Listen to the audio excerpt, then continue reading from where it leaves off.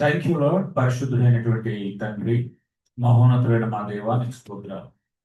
నీ యొక్క ఆశ్చర్యమైన ప్రేమ, అత్యద్భుతమైన కృప మా అందరి పట్ల నీకున్న వాంఛలకై స్తోత్రాలు.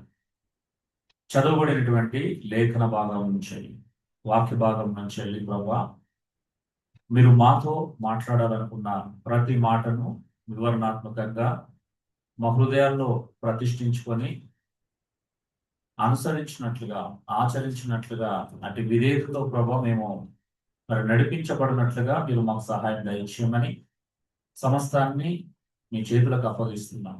వాక్యాన్ని వింటున్న ప్రతి ఒక్కరిని మీ కృపకు అప్పగిస్తూ మీరే నడిపించి మనం పొందమని యేసు దివ్యనామములో వేడుకొనుచున్నాను పరలోకపు తండ్రి. ఆమేన్. సో యోహాను సువార్త 8వ అధ్యాయం 36వ వచనం ఒక అద్భుతమైనటువంటి సత్యాన్ని తెలియపరచడం మనం చూస్తా ఉన్నాం. ఏమంటున్నాడు అని అంటే, కుమారుడు మిమ్మల్ని స్వతంత్రులుగా చేసిన యెడల మీరు స్వతంత్రులు అవుతారు. కుమారుడు మిమ్మల్ని స్వతంత్రులుగా చేసిన యెడలనే మీరు స్వతంత్రులు అవుతారు. నిజంగా ఇది ఒక అద్భుతమైనటువంటి మాటగా మనం చూస్తా ఉన్నాం. అయితే మరి దాని అర్థం ఏంటి? దాని అర్థం ఏంటి అనేది మనం గమనించడానికి ప్రయత్నం చేద్దాం. అంటే ఒక వ్యక్తిని, దీని సందర్భంలో ఆరంభంలో మనం చూస్తే 8వ అధ్యాయం 31వ వచనం నుంచి చూస్తే, అంటే 1వ వచనం నుంచి గమనిస్తే, సో ఒక వ్యభిచారంలో పట్టబడిన స్త్రీని యేసు ప్రభు దేవాలయంలో ప్రవేశించినప్పుడు ఆయన ఎదురుకు తీసుకొచ్చేసి రాళ్ళతో కొట్టి చంపాలని చూశారు. కానీ యేసు ప్రభు నేల మీద రాస్తూ సో వాళ్ళని ఆమెను శిక్షించకుండా చేశాడు. మీలో పాపం లేనివాడు మొదటి రాయి వేయని. ఒక పాపిని ఎలా విడుదల చేయొచ్చు, ఒక పాపికి ఎలాంటి విమోచన దొరుకుతుంది, ఒక పాపంలో ఉన్నవానికి ఎలాంటి స్వేచ్ఛ యేసుక్రీస్తు ఇవ్వగలుగుతాడో అక్కడ చూపించాడు. అంటే పాపం నుంచి వెళ్ళి విడుదల అనేది అక్కడ మనం చూస్తా ఉన్నాం. క్రీస్తు ఒక అద్భుతమైనటువంటి విమోచకునిగా, క్రీస్తు ఒక అద్భుతమైనటువంటి స్వేచ్ఛను అనుగ్రహించేటువంటి వ్యక్తిగా మనం అక్కడ చూస్తా ఉన్నాం. ఆ తర్వాత అంటున్నాడు, సో తనకు దేవుడు ఇచ్చినటువంటి కృపను, నేను సత్యానికి సాక్ష్యం ఇచ్చడానికి లోకానికి వచ్చాను, నేను వెలుగునని చెప్పాడు. అక్కడ ఉన్నటువంటి ఇశ్రాయేల్ ప్రజలకి, యూదులకి అది వినడానికి వినసొంపుగా అనిపించిన, నచ్చలేదు ఆ పదం. సో చాలాసార్లు మనం మంచి విషయాలు చెప్తే మనం నచ్చదు, వాసన చెప్పాలి అంటే సత్యం అసలే నాకు నచ్చదు. సత్యం చాలా ఇబ్బంది కలిగిస్తుంది అనమాట. యేసు ప్రభు ఒక సత్యాన్ని ప్రతిపాదిస్తున్నాడు, కానీ ఆ సత్యాన్ని చాలా మంది అక్కడ అంగీకరించలేకపోతున్నారు. సో యేసు ప్రభు మరలా అన్నాడు, పాపం చేయవాడు పాపానికి దాసుడు అంటున్నాడు. 21వ వచనంలో కానీ ఇతరత్ర వచనాలు చూస్తా ఉన్నామా. సో అంటే మీకు స్వతంత్రం అవసరం, కానీ మీకు ఆ స్వతంత్రాన్ని గుర్తించట్లే. మీరు మాకు స్వతంత్రం కావాలనే సత్యాన్ని ఇంకా తెలుసుకోవట్లేదు అనేటువంటి విషయాన్ని మనం ఇక్కడ చూస్తా ఉన్నాం. అంటే యేసు ప్రభు స్వాతంత్రం యొక్క, స్వేచ్ఛ యొక్క ఆవశ్యకత నొక్కి చెప్తున్నాడు.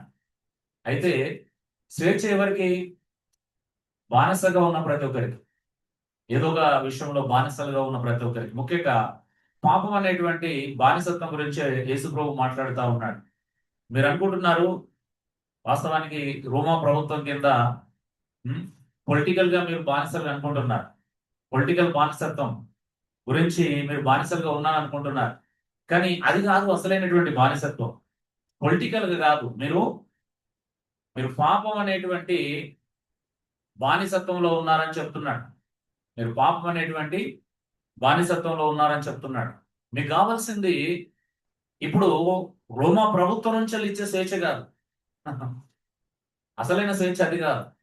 నిజమైనటువంటి స్వేచ్ఛ మీకు పాపం నుంచి వచ్చే స్వేచ్ఛ గురించి మాట్లాడుతూ ఉన్నాడు అన్నమాట. అందుకే 8:34లో చూడండి ఏమన్నాడు, పాపము చేయు ప్రతివాడు పాపానికి దాసుడు అంటున్నాడు. పాపము చేయు ప్రతివాడు, ఎవరైనా పాపం చేస్తున్న దేనికి దాసుడు? పాపానికి దాసుడు. అంటే పాపము బంధిస్తుంది, పాపము దాసత్వం ఇస్తుంది, అది మరణానికి నడిపిస్తుంది.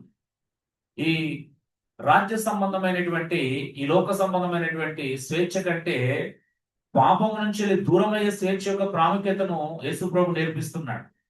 నేడు కూడా ఒక మాటలో మిమ్మల్ని అడిగితే ఏమని చెప్తారో, మీ దృష్టిలో స్వేచ్ఛ అంటే ఏంటి, ఫ్రీడమ్ అంటే ఏంటి, ఏం డెఫినేషన్ ఇస్తారు? What is freedom? స్పందించండి. ఆన్లైన్ లో ఉన్న వాళ్ళైనా ఆఫ్లైన్ లో ఉన్న అసలు మీ దృష్టిలో స్వేచ్ఛ అంటే అండి ఏమనుకుంటారు? What is freedom?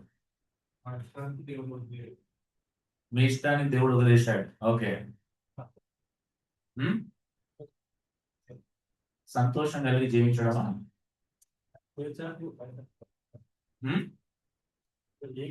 బాధ్యత లేకుండా అంటే ఏది కావాలంటే అది కొనుక్కోవచ్చు, ఏది ఇక్కడ ఓకే. అక్కడ పోవచ్చు. అది స్వేచ్ఛ, అస్సలు స్వేచ్ఛ. ఏంటి ఫ్రీడమ్ అంటే ఏంటి? మీ దృష్టిలో చెప్పండి. మీ దృష్టిలో ఏమనుకుంటారు? What is freedom? అందరూ చెప్పాలి. ఫ్రీడమ్ అంటే బానిసత్వం నుండి విడుదల నేను మీరేమనుకుంటున్నారు అని అడుగుతున్నాను. You are not listening. అంటే మీరు నన్ను వింటలేరు అసలు. యాక్చువల్లీ చెప్పేది వినట్లు. ఫ్రీడమ్ అంటే నువ్వేమనుకుంటున్నావు అని అడుగుతున్నాను నేను. బైబిల్ ఏం చెప్తుందని అడగట్లేదు నేను. నువ్వేమనుకుంటున్నావు? ఎందుకు ఫ్రీడమ్ అంటే మీ దృష్టిలో ఫ్రీడమ్ అంటే ఏంటి? మీరు బైబిల్ ఇచ్చే ఫ్రీడమ్ తీసుకున్నప్పుడు దాని గురించి మాట్లాడకూడదు వ్యర్థమే. మీకు బైబిల్ ఫ్రీడమ్ అవసరం లేనప్పుడు దాని గురించి మాట్లాడాలో కూడా ప్రయోజనం లేదు. ఒకవేళ అదే అనుకుంటే సమస్య లేదు. అదే జీవితంలో కూడా భావిస్తే సమస్య లేదు. కానీ మీరు ఫ్రీడమ్ వేరే అనుకుంటున్నారేమో అని నాకు అనిపిస్తుంది. మీ దృష్టిలో ఫ్రీడమ్ వేరే అనిపిస్తుంది నాకైతే.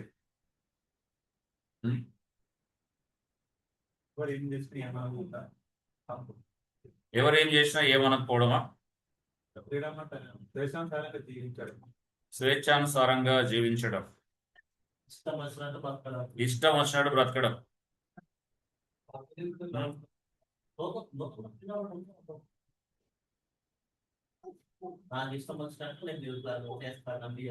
Okay, of course. కొంతమంది ఫ్రీడమ్ అని అంటే ఏంటిది అని అంటే ఆర్థిక స్వేచ్ఛ. ఈ లోకంలో నాకు ఆర్థిక సంబంధమైన విషయాలలో ఎంత స్వేచ్ఛ ఉంటే అదే నా రియల్ ఫ్రీడమ్, నా నిజమైనటువంటి స్వాతంత్రం అని అనుకుంటున్నాను. అంతే కదా? కొంతమంది వివాహ విషయంలో నాకు నచ్చింది చేయడమే ఫ్రీడమ్, స్వేచ్ఛ అనుకుంటున్నారు. నా ఇష్టం, నేను ఎలాగైనా జీవిస్తాను, ఎలాగైనా ముందుకెళ్తాను. అంటే కొంతమంది కెరీర్ లైఫ్ లో ఫ్రీడమ్ కోరుకుంటున్నారు. కెరీర్ ఎంచుకోవడమే ఫ్రీడమ్. కొంతమంది కుటుంబంలో ఉంటే నాకు ఫ్రీడమ్ ఉండదు, తల్లిదండ్రులతో ఉంటే నాకు రిస్ట్రిక్షన్స్ ఉంటాయి, బయట ఉంటే నాకు నచ్చినట్టుగా స్వేచ్ఛగా జీవించవచ్చు అనేది కొంతమంది దృష్టిలో ఫ్రీడమ్. అందుకే కొంతమంది హాస్టల్కి అలవాటు వాళ్ళు ఇంటికి రాలేదు. ఇంటికి వచ్చినా కూడా 9-10 గంటల వరకు నిద్ర లేవలేరు. ఇంటికి వస్తే 5-6 గంటలు లేవాల్సి వస్తుంది. లేపుతారు కూడా పెద్దవాళ్ళు. సో ఫ్రీడమ్ అంటే ఏంటి? ఎవరి డెఫినేషన్ వరకు ఉంది ఫ్రీడమ్ అంటే. అవునా? మేబీ నాకు ఆ మాత్రం ఫ్రీడమ్ ఉండకూడదా అని హక్కుగా భావిస్తూ ఉండొచ్చు. కొంతమంది తిండి విషయంలో విస్తృతమైన ఫ్రీడమ్ ఉంటేనే అది ఫ్రీడమ్ అనుకుంటారు. అంటే ఇష్టానుసారంగా జీవించాలి అంటే శరీరాన్ని ఇంకా అడ్డదిడ్డంగా పోషించాలన్నమాట. ఇష్టం వచ్చినట్టు పోషించడం ఏదో అంటే ఎవరి ఫ్రీడమ్ వాళ్ళకు, ఎక్కడ కావాల్సిన ఫ్రీడమ్. ఫ్రీడమ్ అంటే ఏంటిదో డెఫినేషన్ చాలా మంది తెలియదు. కానీ కొంతమంది ఫ్రీడమ్ అనేది ఏం కోరుకుంటారు అంటే ఇక్కడ నాకు ఫ్రీడమ్ కావాలి అంటే ప్లేస్ అంటే సమ్ ఏరియాస్ అనమాట. ఫ్రీడమ్ అంటే ఏంటిది? ఓకే, ఇంట్లో ఉంటే కష్టం, బయట ఉంటే ఫ్రీడమ్ ఉంటుంది. ఓకే, ఇక్కడ ఉంటే నాకు ఫ్రీడమ్ ఉంటుంది, ఇలా ఉంటే ఫ్రీడమ్ ఉంటుంది, లేకపోతే ఈ జాబ్ చేసుకుంటే నాకు కావాల్సినంత ఫ్రీడమ్ ఉంటుంది, లేకపోతే ఈ పని చేస్తే నాకు ఫ్రీడమ్ ఉంటుంది, ఆ పని చేస్తే ఫ్రీడమ్ ఉంటుంది. అసలు ఫ్రీడమ్ దేనికి అన్నదానికి ఎవరి దగ్గర ఉండదేమో బహుశా. ఒక డెఫినేషన్ ఉంది. అవును. సో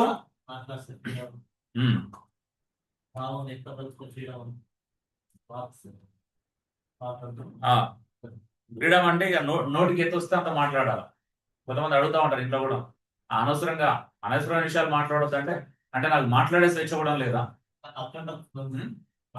అంటే నేను మాట్లాడడం హక్కు లేదా? ఇది కూడా మాట్లాడడం తప్పేనా? నేను ఇంతకు ఏం మాట్లాడినా? సో ఈ ప్రశ్న వస్తాయి. ఎందుకు వస్తున్నాయి అని అంటే ఇక మాట్లాడవచ్చు కదా, ఏదైనా మాట్లాడవచ్చు, ఎవరి గురించి అయినా మాట్లాడవచ్చు కదా. ఇతరుల గురించి మనం చెడుగా కూడా చెప్పొచ్చా? ఫ్రీడమ్ అంటే అదా? వాక్సాత్ అంటే మాట్లాడవచ్చు అంటే అదేనా? ఎవరి గురించి అయినా ఎలా పడితే అలా మాట్లాడవచ్చా? అంటే మనం ఏమనుకుంటున్నాం అంటే ఫ్రీడమ్ అంటే ఏదైనా కావచ్చు. నాకు ఆ మాత్రం స్వతంత్రం లేదా? అవును. స్వతంత్రం అంటే ఏంటి అసలు నీ దృష్టిలో? స్వతంత్రం అంటే మన మాటల చేత ఇతరులను గాయపరచొచ్చా? మన ఆర్థిక స్వేచ్ఛ అంటూ కుటుంబానికి ఆర్థికంగా నష్టం కలిగించొచ్చా? ఏంటిది స్వతంత్రం అంటే? స్వతంత్రం పేరు మీద నేను ఎవరితో పడితే వాళ్ళతో టైం స్పెండ్ చేస్తాను, ఎక్కడ పడితే అక్కడ వెళ్తాను అని అపవిత్రమైన కార్యాలు చేయొచ్చా? శరీరాన్ని అపవిత్రం చేసుకోవచ్చా? అంటే ఏంటిది ఫ్రీడమ్? What is freedom? అందుకే నాకు అటు తెలియక అడుగుతున్నా. తెలియకనే అడుగుతున్నా. నేను కూడా నిజంగా కొంచెం మంచి పాయింట్స్ చెప్తారు. ఏంటి ఫ్రీడమ్? ఫ్రీడమ్ అంటే ఆర్థిక స్వేచ్ఛన. ఆర్థికంగా ఎక్కడ కంఫర్ట్గా ఉంటే అక్కడ ఉండడమా? అదా ఫ్రీడమ్ అంటే? ఓకే. ఆర్థికంగా కంఫర్ట్ దొరికింది. అప్పుడు క్యారెక్టర్ పరంగా ఎలా ఉన్నా పర్వాలేదా? ఏమైనా పర్వాలేదు అయితే. ఓకే. That's fine. అది ఓకేనా? ఓకే. ఒక వ్యక్తి చెడిపోయినా పర్లేదనమాట. అవునా? ఎందుకంటే ఆర్థికంగా అయితే ఇబ్బంది లేదు. హ్మ్.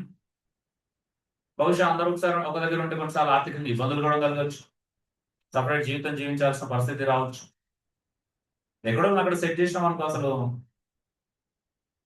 కొంచెం ఆర్థికంగా కన్వీనియంట్‌గా ఉండొచ్చు. ఓకే. మంచిదే. ఆర్థిక కన్వీనియంట్ చూసుకోవడం తప్పేం కాదు. అయితే ఆర్థిక కన్వీనియంట్‌లో, కంఫర్ట్‌లో మన పిల్లల భవిష్యత్తు, క్యారెక్టర్, భక్తి జీవితం కూడా నాశనం కావచ్చా? ఓహ్! అంటే అందుకే అడుగుతున్నా ఫ్రీడమ్ అంటే ఏంటి అని? What is freedom? హుహు. అంటే యేసుప్రభు దేని గురించి మాట్లాడుతున్నాడు?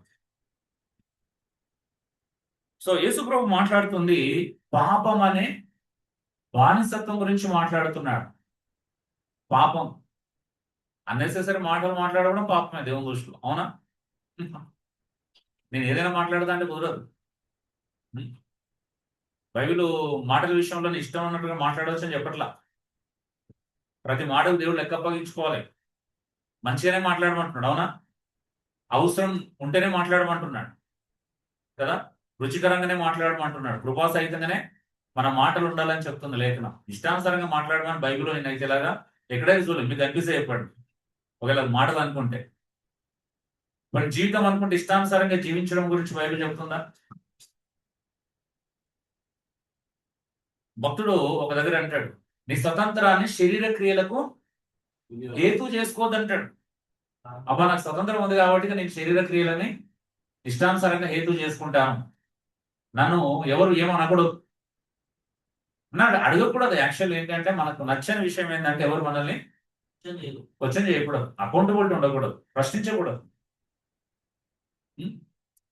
ఈరోజు క్రైస్తవ సమాజంలో మానవ హృదయాల్లో అతిపెద్ద సమస్య ఏంటో తెలుసా? ప్రశ్నిస్తే ఇగో కట్ అయిపోతదని. హ్మ్. ప్రశ్నిస్తే ప్రాబ్లమ్.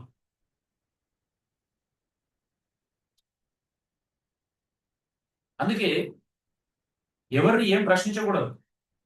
అందరిని ఏం చేయాలా? ప్రోత్సహించాలి. ప్రశ్నించడం బదులు అందరూ ఏం కోరుకుంటున్నారు? ప్రోత్సాహం కోరుకుంటున్నారు. ఏం చేసినా ప్రోత్సహించాలి. వావ్! భలే ఎళ్ళావు తెలుసా ఆ రోజు అనాలన్నమాట. అంటే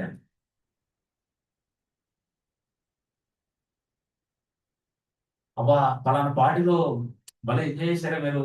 తాగుతూ మస్తు డాన్స్‌లేశారు. హ్మ్. రెయిన్ డాన్స్‌లు బాగా చేశారు. అంటే మనం మన మనం మన చుట్టూ మన పిల్లలు ఏం చేసినా, అబ్బా! భలే చేశారు. భలే ఎళ్లారు మీరు ఓయోరం. రాత్రులు భలే గడుపుతున్నారు. భలే తిరుగుతున్నారు అసలు. ఎంత అద్భుతం అసలు. అంటే ఇదా ఫ్రీడమ్ అంటే ఏంటి? What is freedom? I don't no.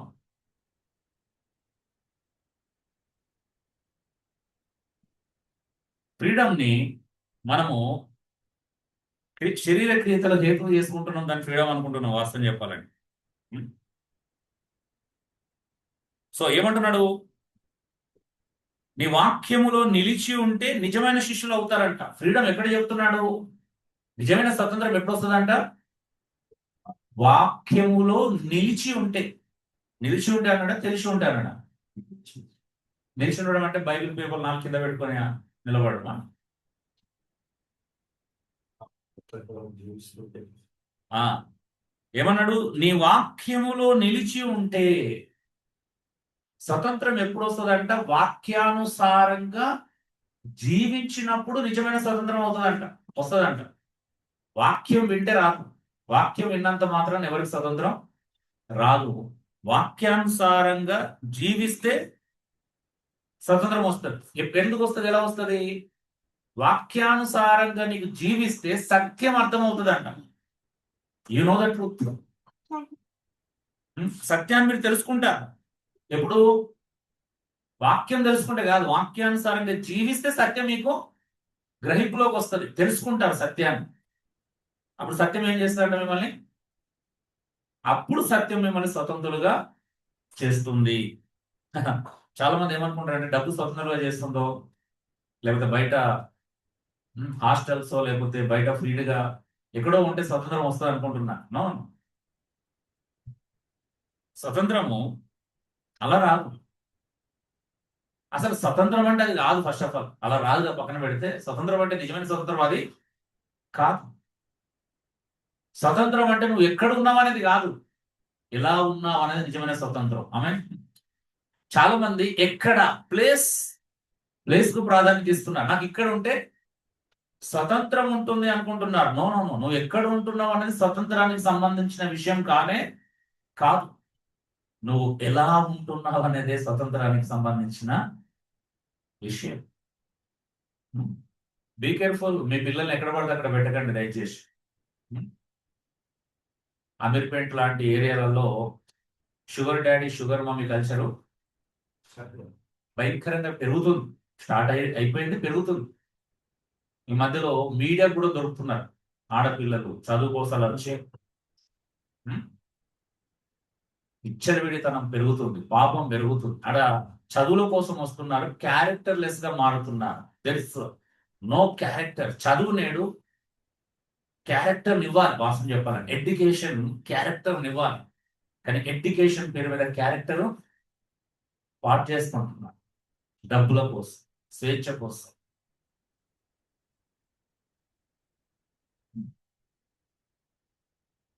Hostel వార్డెన్సే కొంతమంది బిజినెస్ లో ఉన్నారు అని బయటపడుతున్నాయి. హాస్టల్ వార్డెన్స్ ద్వారానే ఆడపిల్లల్ని డబ్బులు ఉన్న వాళ్ళకి పరిచయం చేయడం.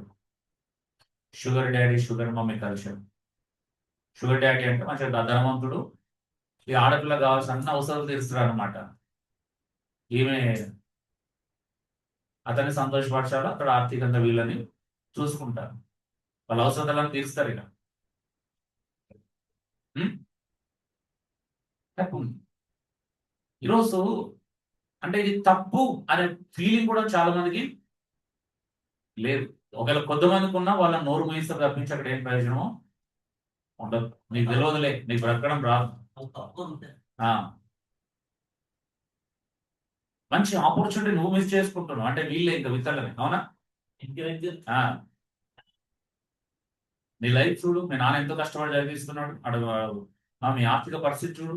ఒక అవకాశం వచ్చింది, దాన్ని సద్వినియోగం చేసుకోవడం తప్పు కాదు. శీలం అంటే, క్యారెక్టర్ అంటే కేవలం అసలు శరీరానికి సంబంధించిందే కాదు, గుణానికి సంబంధించింది అంటున్నా. మరి గుణం అంటే ఏంటి డెఫినేషన్? I don't no. మరి ఒక సమస్య ఎదురవుతుంది. ఈరోజు చాలా మంది సినిమా వాళ్ళు కూడా ఈ డైలాగ్ కొడుతున్నారు. అవునా? క్యారెక్టర్ అనేది శరీరానికి సంబంధించింది కాదు, గుణానికి సంబంధించింది అంటున్నా. ఎలా ఎలా అసలు?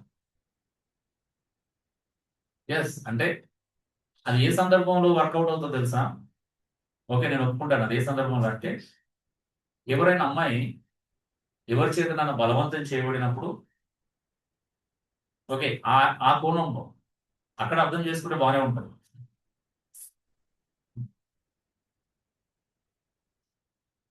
కానీ శీలం అనేది నీ స్వతంత్రంగా స్వేచ్ఛగా నా శరీరాన్ని నాకు ఇష్టానుసారంగా వాడుకుంటాను కాబట్టి, మరి బైబిల్ ఎందుకు? మన బైబిల్ ఇంపార్టెంటా, లోక సంబంధమైనటువంటి ఆలోచన విధానం ఇంపార్టెంట్? కొరింథీ పత్రికలో పౌలు అంటాడు కదా, నీ దేహము దేవుని ఆలయం. అంటే ఆలయాన్ని పాడు చేయొచ్చా? ఏ సందర్భంలో మాట్లాడు? ఎఫ్ఐఆర్ గురించి మాట్లాడు. అవునా? లీగల్ కాంటాక్ట్స్ గురించి మాట్లాడుతుంది. శరీరాన్ని అపవిత్రము చేయకూడదని మాట్లాడుతున్నాడు. అవునా? అది పరిశుద్ధాత్మ దేవుడు నిలయం అని చెప్తున్నా. అంటే ఈరోజు సమాజం చూస్తే నాకు కూడా భయం అవుతుంది. నేను కూడా వెళ్ళలేదు సమాజంలో, వెళ్ళి నిలబడగలిగే అంత పరిస్థితులు ఏమీ లేవు. కానీ మిమ్మల్ని చూస్తేనే భయం అవుతుంది. మీరు ఎలా ఉండగలుగుతున్నారు సమాజంలో? సమాజంలో మంచి లేదు. వాసన చెప్పాలి అంటే సొదొమ గొమొర్రా పట్టణాల పరిస్థితే ఉంది సమాజం, నా దృష్టిలో అయితే. అవునా? నీతిమంతుడైన లోతు అంట గవి మీద నిలబడి అనుదినము తన నీతి గల మనస్సు నొప్పించుకొనుచూ వచ్చానంట. మనకుందా అది?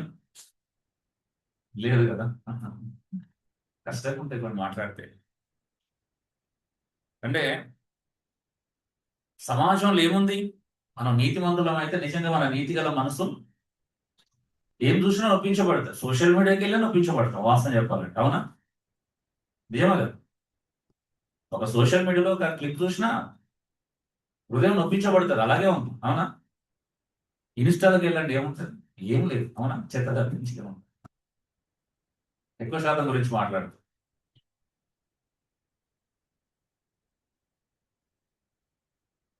వీడియోలు కూడా, రీల్స్ కూడా ఏమైపోయినాయి అంటే సమాజంలో ప్రైవేట్ అనే దానికి అర్థం లేకుండా చేసేసారు ఆల్రెడీ. సోషల్ మీడియా ప్రైవేట్ అనే పదానికి డెఫినేషన్ తీసేసింది. ప్రైవేట్ అంటే అర్థం ఏంటంటే ప్రైవేట్ గా తీసుకొని వీడియోలు, ఫోటోలు పబ్లిక్ గా షేర్ చేయడం అనే దగ్గరికి వచ్చింది. అవునా? ప్రైవేట్ అంటే అర్థమైంది అని అంటే ప్రైవేట్ గా తీసుకున్న ఫోటోలు, వీడియోలు పబ్లిక్ గా షేర్ చేయడం. ఒక అన్నది ఏంటి అని అంటే మమ్మల్ని కొడుకే గద్దించినాడు, మమ్మీ మీరు అలాంటి డ్రెస్సులు వేసుకోవద్దంటే నా ఇష్టం లేదు, నా స్వేచ్ఛను ప్రశ్నించడం నువ్వెవడి రా అన్నది. నాకు నచ్చట్లేదు అంటే కొడుకు. అంటే నువ్వు స్విమ్ సూట్ల మీద ఎక్కడ పడి దగ్గర దిగి మళ్ళీ సోషల్ మీడియాలో అప్లోడ్ చేస్తే కొడుకుకి ఎంత ఇబ్బంది పడకూడదు అంట కొడుకు. అది నా ప్రైవసీ రా. ప్రైవసీ అంటే అర్థం ఏంటి? What is privacy? ప్రైవసీ అంటే పబ్లిక్ చేయడం ప్రైవసీ అంటున్నారు. విచిత్రం కదా. ప్రైవసీ అంటూ ప్రైవసీ అంటే గోప్యత. అవునా? అందుకే ఈరోజు టూర్స్ అనేది ఇంటి దగ్గర నుంచి వెళ్ళి ఫ్రిడ్జ్ దగ్గర నుంచి వెళ్ళి బాత్రూమ్ వరకు వెళ్ళింది. అవునా? అంటే బాత్రూమ్ లో ఎలా స్నానం చేస్తున్నారో, ఏం సబ్బులో బట్టలు మార్చుకోవడం కూడా చూపిస్తున్నారంట. నేను మొన్న ఒక ఆర్టికల్లో చదివాను కాబట్టి చెప్తున్నాను. అంటే ఏంటి ఫ్రీడమ్? What is privacy? మీరే చెప్పాలి. అంటే సమాజం యొక్క ప్రభావం మన మనసుల మీద, మన పిల్లల మీద పడకుండా జాగ్రత్త పడేటువంటి పరిస్థితి ఫస్ట్ తల్లిదండ్రులకు రావాలి. తల్లిదండ్రులు బుద్ధి చెప్పే స్థాయిలో ఉండాలి. తల్లిదండ్రులు పిల్లలకి బుద్ధి చెప్పే స్థాయిలో ఉండాలి. ఈరోజు చాలా మంది తల్లిదండ్రులు ఉదాసీనంగా ఉంటున్నారు. ఉదాసీనత అంటే తెలుసు కదా. చూసి చూడనట్టుగా ఉండడం. పోతే పోనీ, సహజమే కదా. తప్పదు ఇక. ఒకసారి జరిగింది, ఎన్నిసార్లు జరుగుతుంది? అవునా? ఒకసారి అయిపోయిందంటే ఎన్నిసార్లు అయినా చేయొచ్చు. అంటే ఎవరు అన్నాడు, ఒక్క హత్య చేసిన 100 హత్యలు చేసిన సేమ్ శిక్ష అన్నాడు. అదే శిక్ష కాదు, ఎవరు శిక్ష? అదే జీవిత ఖైదు. ఏంటో ఒకసారి పాపం చేస్తే అంటే రియలైజ్ అవ్వడం, బయటపడడం అవసరం లేదన్నమాట కొంతమంది. మళ్ళీ పాపం చేయడానికి ఏమి ఇవ్వాలా?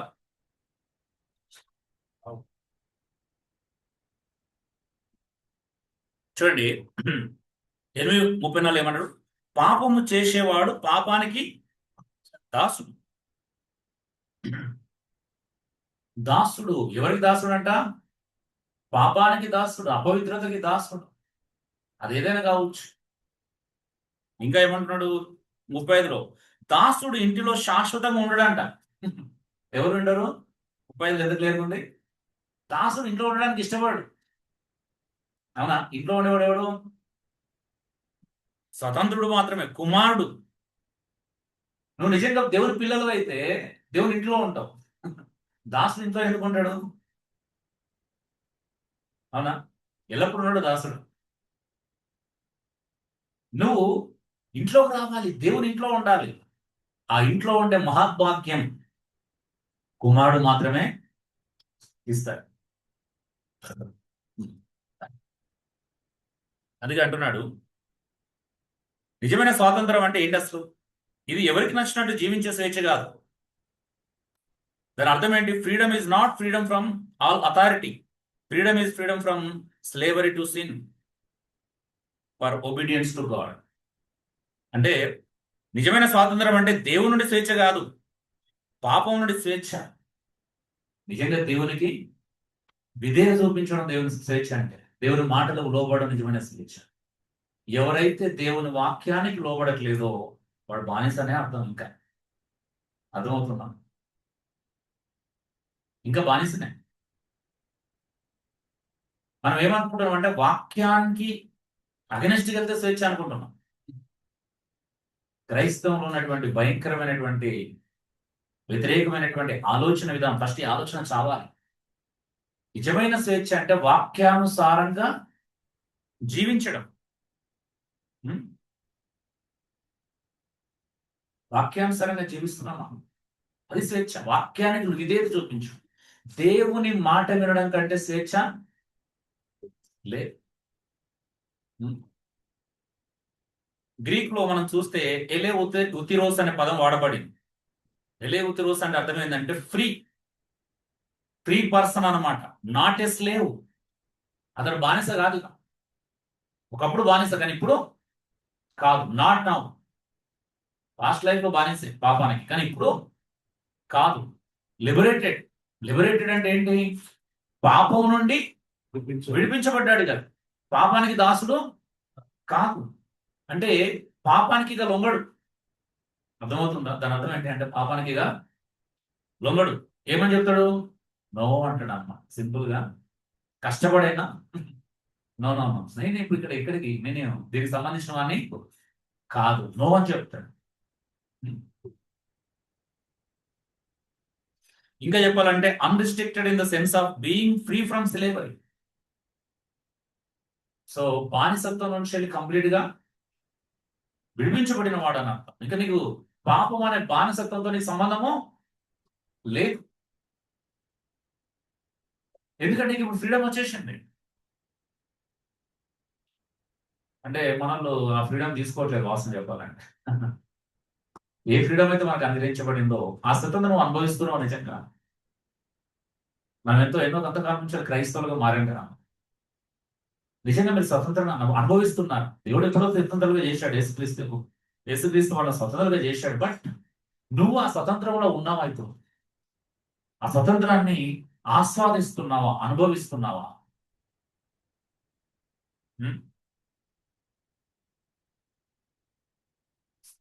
మరి నిజమైనటువంటి స్వతంత్రానికి మూలం క్రీస్తే కదా. ఒక మాటలో చెప్పాలంటే నేను ఇలా చెప్తున్నాను. క్రీస్తు ఇచ్చే స్వతంత్రం అంటే పాపపు బానిసత్వం నుంచి విడుదలై సత్యములో మరియు దేవుని చిత్తములో దేవుని జీవించే స్వేచ్ఛ. ఎక్కడ జీవించాలి? సత్యములో మరియు దేవుని చిత్తములో. అంటే ఆయన వాక్యానుసారమైనటువంటి జీవితాన్ని కలిగి ఉండడమే నిజమైన స్వేచ్ఛ. కింద మాట ఉంది కదా, మీకు అనిపించకపోవచ్చు. సో నిజమైనటువంటి స్వేచ్ఛ నీకు అర్థమవుతుందా? అసలు నిజమైన స్వేచ్ఛను నువ్వు ఆస్వాదిస్తున్నావా? ఒక్కసారి ఆలోచించండి డియర్ బ్రదర్స్ అండ్ సిస్టర్స్. అసలు మనం నిజమైనటువంటి స్వేచ్ఛను అనుభవిస్తున్నామా? మనం ఇష్టానుసారంగా జీవిస్తే స్వేచ్ఛ అనుకుంటే ఎలాగా? పాత జీవితం వైపు ప్రయాణం చేస్తే స్వేచ్ఛ అనుకుంటే ఎలాగా? మనం నచ్చినట్టుగా జీవిస్తే స్వేచ్ఛ అనుకుంటే ఎలాగా? ఎవరికి నచ్చినట్టు వాళ్ళు జీవించే స్వేచ్ఛ అనుకుంటే మీరు ప్రమాదంలో ఉన్నట్టు కాదా? మీరు బానిసలు అన్నట్టు కాదా? మనం ఇంకా బానిసలుగా ఉంటున్నామా? నిజమైనటువంటి స్వేచ్ఛ మనల్ని బానిసలుగా చేయదు. కానీ మనము దేనికి లోబడితే దానికి బానిసలు అంటుంది వాక్యం. అవునా? నువ్వు పాపానికి లోబడితే పాపానికి బానిసం. ఏది చెప్తే వింటున్నాము? ఎవరు చెప్తే వింటున్నాము? యేసుక్రీస్తు నా ప్రభు యజమాని చెప్పుకుంటూ ఎవరి మాట వింటే, దేని మాట వింటే నిజంగా అసలు మనం చెప్పుకునే మాటలకు అర్థం ఉందా? ప్రభు యేసుక్రీస్తు మన హృదయాలకు ప్రభు అయినా యజమానైనా భావిస్తున్నాం నిజంగా. సో ట్రూ ఫ్రీడమ్ గురించి నేను కొన్ని మాటలు చెప్పాలని ఆశపడుతున్నాను. ట్రూ ఫ్రీడమ్ మీకు ఆల్రెడీ గ్రూప్ లో కూడా నిన్న దినంలో షేర్ చేశాను. మన 14th నైట్ ఆలోచిస్తున్నాను అసలు ఫ్రీడమ్ గురించి. ఆలోచిస్తూ అసలు ఫ్రీడమ్ అంటే ఏంటి అని నేను ఆ పదం తీసుకొని ఒక్కొక్క అక్షరానికి పదాలు రాస్తా ఉన్నాను.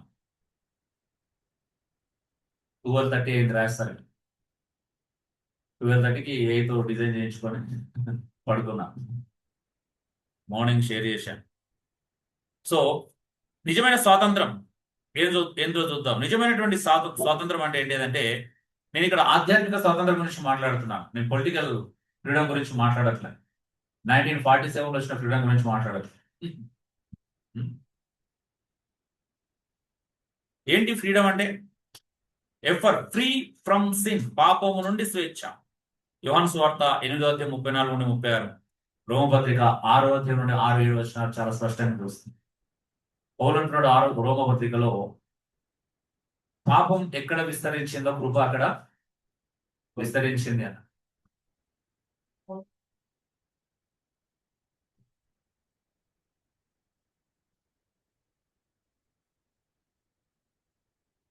దీంట్లో సాధ్యం కాదు. మీకు ఆల్రెడీ గ్రూప్ లో ఉంది కదా, ఫెలోషిప్ గ్రూప్ లో ఉంది. మీరు మళ్ళీ చెప్పిన తర్వాత కన్ఫ్యూజ్ కాకండి. సో రోమపత్రిక 6 ఏమని చెప్తుంది? పాపం ఎక్కడ విస్తరించిందో కృప అక్కడ విస్తరించిందని చెప్తుంది. కొంతమంది ఏమనుకున్నారంటే, అయితే కృప విస్తరించాలని పాపంలో ఉండొచ్చేమో, నిలిచి ఉండొచ్చేమో అనుకున్నారు. పౌలు ఏమన్నారు?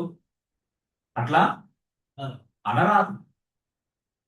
మళ్ళా నువ్వు విడిపించబడిన తర్వాత మళ్ళా పాపంలోకి ఎట్లా వెళ్తావు? కాబట్టి కృప విస్తరించింది కానీ నువ్వు పాపంలో నిలిచి ఉండడానికి నీకు అది లేదు. ఎందుకంటే నువ్వు ఆ కృప నేను మళ్ళీ పాపం చేయకుండానే కదా ఇక్కడ తీసుకొచ్చింది. మళ్ళీ కృపలో ఉన్నానని చెప్పుకుంటూ నువ్వు పాపం చేయొచ్చా? చేయరాదంటున్నా. కృప అంటే అర్థమైంది అంటే పాపానికి లైసెన్స్ కాదు. చాలా మంది కృపను అలా అర్థం చేసుకున్నారు. కృపా సిద్ధాంతాన్ని తప్పుగా అర్థం చేసుకున్నారు. కృప అంటే పాపానికి లైసెన్స్ కాదు. అది ఎలాగైనా జీవించవచ్చు, ఏమైనా చేయవచ్చు. త్రాగుబోతులుగా ఉండొచ్చు, తిరుగుబోతులుగా ఉండొచ్చు, తిట్టుబోతులుగా ఉండొచ్చు, వ్యభిచారులుగా ఉండొచ్చు అనేటువంటి స్వతంత్రాన్ని అర్థం చేసుకున్నారు కొంతమంది. మన జీవితంలో చూసాం కొంతమంది క్రైస్తవులను. కృప అంటే పాపానికి లైసెన్స్ కాదు. కృప అంటే అర్థం ఏంటిది? అక్కడ పాపము చేయకుండా ఇవ్వబడినటువంటి శక్తి అది. అవునా? మరలా పాపం అనే దాసత్వం కిందకి వెళ్ళకుండా నిన్ను సంరక్షించేటువంటి కాపాడే శక్తి కృప. దాని కృప అంట. కృప అంటే పాపానికి లైసెన్స్ కాదు, పాపానికి ఇచ్చే స్వేచ్ఛ కాదు కృప అని.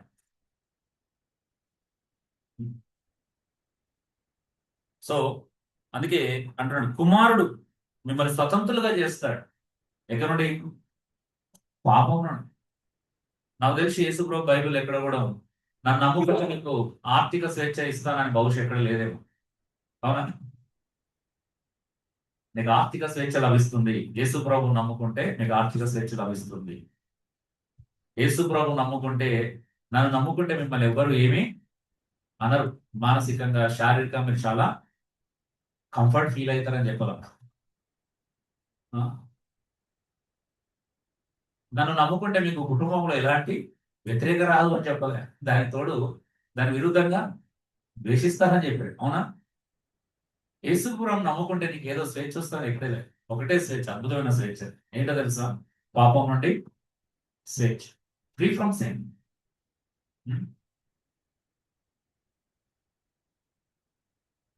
చూడాలి. ఈ మధ్యలో మన ఫ్రీ అంటే sugar free sweets, sugar free రకరకాల తయారవుతున్నాయి. నిజంగా అవి షుగర్ ఫ్రీ ఏమో కాదు మనకు తెలియదు, కానీ వాక్యం చదివితే నీకు సిన్ ఫ్రీ మాత్రమే తెస్తాను. క్రీస్తు మీద ఆధారపడితే సిన్ ఫ్రీ అవుతుంది. కీర్తనకారుడు చెప్పినట్టుగా, దేవా నీ ఎదుట నేను పాపం చేయకూడనట్లు నా హృదయంలో నీ వాక్యము ఉంచుకొని ఉన్నా. చూడండి, వాక్యమందు నిలిస్తే నువ్వు పాపం చేయవు, పాపంలో నిలిచి ఉండలేవు, పాపాన్ని కొనసాగించలేవు నీ జీవితంలో. సో నిజమైనటువంటి ఫ్రీడమ్ అంటే ఫ్రీ ఫ్రమ్ సిన్. రెండోది ఏంటి తెలుసా? R for redemption from sin, పాపం నుండి విమోచన. ఫ్రీడమ్ అంటే ఏంటో తెలుసా? పాపం నుంచి విమోచించబడడం. నీకు విమోచన యేసుక్రీస్తు ఇచ్చినటువంటి అత్యద్భుతమైన విమోచన. ఎఫ్ఎస్సి 1:7 చెప్తున్నాడు ఆయన కదా. చదువుతారు ఎవరైనా ఆన్లైన్ లో ఉన్న వాళ్ళు? ఎఫ్ఎస్సి 1:7 ఎంత అద్భుతమైన వచనం.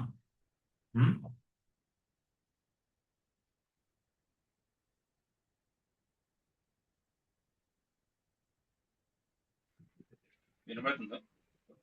నాన్న వినపడుతుంది. దేవుని కృపా మహదైశ్వర్యమును బట్టి ఆ ప్రీనియందు ఆయన రక్తము వలన మనకు విమోచనము, అనగా మన అపరాధములకు క్షమాపణ మనకు కలిగి ఉన్నది. ఏంటిదంట? దేవుని ఒక అద్భుతమైన ఏర్పాటు కదా. జగత్తు పునాది ఏర్పాటుపై మన క్రీస్తునందు ఏర్పాటు చేయబడ్డాం. ఆయన కుమారుని అందంట, ఆ ప్రియుని యందు మనకి ఏం కలుగుతుందంట? విమోచనం కలుగుతుందంట, రిడెంప్షన్. అనగా అర్థం ఏంటి? విమోచన అంటే అర్థం ఏంటంటే మన పాపములకు క్షమాపణ కలుగుతుందంట, మన పాపం నుంచి విడుదల, క్షమాపణ. రిడెంప్షన్ అంటే ఏంటి? పాపాలకు క్షమాపణ దొరకదు, పాపం నుండి విముక్తి కావడం, పాపం నుంచి వెళ్ళి విడుదల కావడం. అంటే ఇంత అద్భుతమైన ఫ్రీడమ్ ఎవరు ఇస్తారు చెప్పండి? నిజంగా ఫ్రీడమ్ అంటే అదే. చాలాసార్లు అంటే నేను ఆరంభ క్రైస్తవ జీవితంలో కొంతమంది హైదరాబాద్ నుండి సహోదరులు వచ్చి మా ఇంటికి కూడా అంటే ఒకరు కలిసి వచ్చి అక్కడ ఒక మీటింగ్ జరిగింది. అక్కడ కూర్చొని, బ్రదర్ మీరు టెస్టిమనీ చెప్పారు, టెస్టిమనీ చెప్పమనంటే నేను టెస్టిమనీలో పాపాన్ని మెన్షన్ చేశాను. నా టెస్టిమనీ ఏముంది? నేను ఒక పాపాన్ని గ్రహించాను, అందుకే యేసుప్రభు నా సురక్షితంగా అంగీకరించాను, నా పాపానికి క్షమాపణ ఇక్కడే ఉన్నదని అర్థమయ్యే నేను ప్రభువుని అంగీకరించాను అన్నా. వాళ్ళు ఏమన్నారు తెలుసా? సారీ బ్రదర్, మీ టెస్టిమనీ మేము తీసుకోలేము, అది చెల్లెల్లో. I felt very bad. అంటే చాలా బాధ అనిపించింది. ఇంకేమన్నా ట్రై చేయండి, ఇంకేం లేవా? దేవుడు ఏమైనా ఎక్కడైనా స్వస్థపరిచిందా? మా ఇంట్లో ఏదైనా ఆశీర్వాదం అనుగ్రహించిందా అని అడుగుతున్నాను. దాని బుక్ లో మెన్షన్ చేయడానికి ఉండాలంట. అంటే ఎంత విచారకరమైన విషయం. అంటే రక్షణ అంటే మనం పాపలను ఒప్పుకోవడం కాదు, టెస్టిమనీ అంటే అది కాదు, వేరే చెప్పాలా. అలాంటి పరిస్థితి వచ్చింది ఇప్పుడు సమాజంలో, అవునా?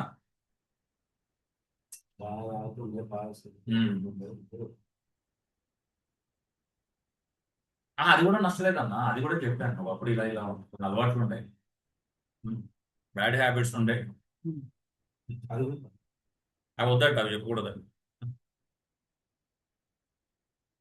సో ఎనీహో, ఈ for empowered to obey God. నిజమైన ఫ్రీడమ్ అంటే ఏంటో తెలుసా?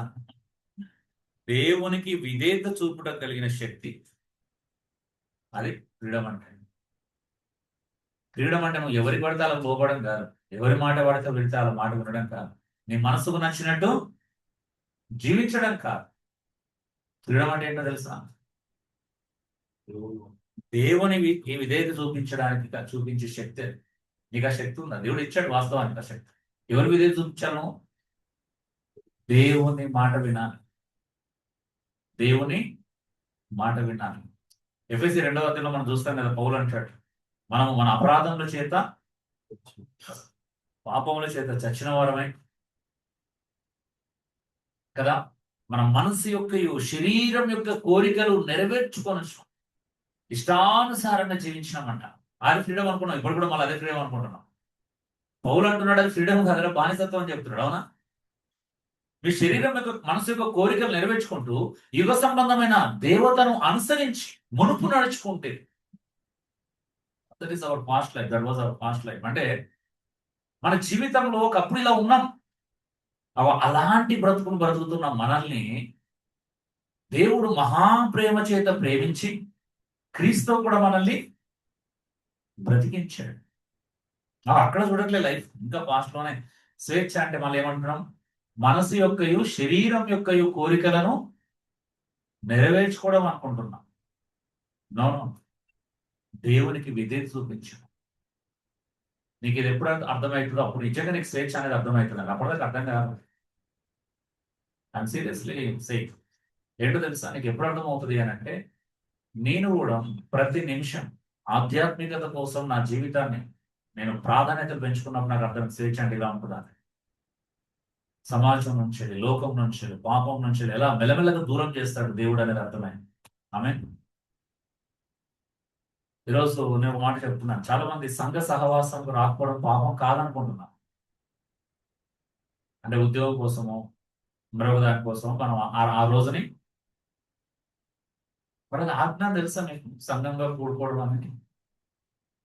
అక్కడ నువ్వు నీ ఆత్మ వర్ధిల్లుతుందని తెలుసా? నీకు ఆత్మ వర్ధిల్లి ఒకే ఒక చాయిస్ కూడా నువ్వు మిస్ చేసుకుంటే నువ్వు ఆత్మీయంగా మరో చోట ఎక్కడ వర్ధిల్లుతావు నాకు చెప్పండి. పోను అదనే చెప్పాను. నేను ఈ రోజు ఇలా వేరే దగ్గర నా ఆత్మీయంగా వర్ధిల్లుతున్నాను. సో కాబట్టి ఆ ఒక్కరోజు లేకపోయినా ప్రాబ్లం లేదనుకుంటున్నా నేను అని ఎవరైనా మీరు ఏమంటారు సంజయ్ ఇవ్వగలుగుతారా? నిజంగా ఉందా అలాంటి పరిస్థితి? సంఘంగా కూడుకోవడం అనేది ఒక అద్భుతం, మనం దేవుడు ఇచ్చినటువంటి ఒక అద్భుతమైనటువంటి పండుగ, ఆధ్యాత్మిక పండుగ. నీకున్న జీతం కోసమో డబ్బుల కోసమో మరొక దాని కోసమో ఆ ఉన్న ఒక పండుగను మనం మిస్ చేసుకుంటాం. వాస్తవం చెప్పాలి అని అంటే మనం తెలియకుండానే కార్పొరేట్ సంస్థలు కూడా బానిసలు. మళ్ళీ మనకు స్వేచ్ఛ లేదు. వాస్తవం చెప్పాలంటే స్వేచ్ఛ ఉందనుకుంటూ మనం తెలియకుండానే వర్క్కో కెరీర్కో మరొక దానికో బానిసలు, జీతానికో బానిసలు అనగానే ఉన్నాం. వాస్తవం చెప్పాలి. నేను అందుకే అప్పుడు రఘు వీళ్ళతో సనితో చెప్తారు, ఏ ఉద్యోగం అనేది శనివారం ఆదివారం మాత్రం అస్సలు సెలవు ఉంటేనే 5,000 తక్కువ వచ్చిన మంచిదని. ఒక నాయకుడిగా నేను అదే కోరుకుంటాను. ఉద్యోగం చేయడం తప్పు కాదు, అది మన బాధ్యత, సమాజంలో మన రెస్పాన్సిబిలిటీ. బట్ దానికంటే ప్రయారిటీ ఉన్న లైఫ్ ఉంది మనకు. అవునా? ఉండాలి. ఉంది. వాట్ ఈస్ యువర్ ప్రయారిటీ అనేది ఇంపార్టెంట్. ఇక్కడ తప్పుల గురించి మాట్లాడట్లేదు. ప్రయారిటీని ఏం సెట్ చేసుకున్నావు నీ లైఫ్లో, అది ఇంపార్టెంట్. అవునా? నీ జీవితంలో దేవుడికి విధేయత చూపించడం కంటే నువ్వు మరొక దానికి విధేయత చూపించడం ఒక ప్రయారిటీ కింద పెట్టుకున్నట్లయితే నీకు ఫ్రీడమ్ లేవు. నువ్వు నిజమైన ఫ్రీడమ్ కాదు. అవునా?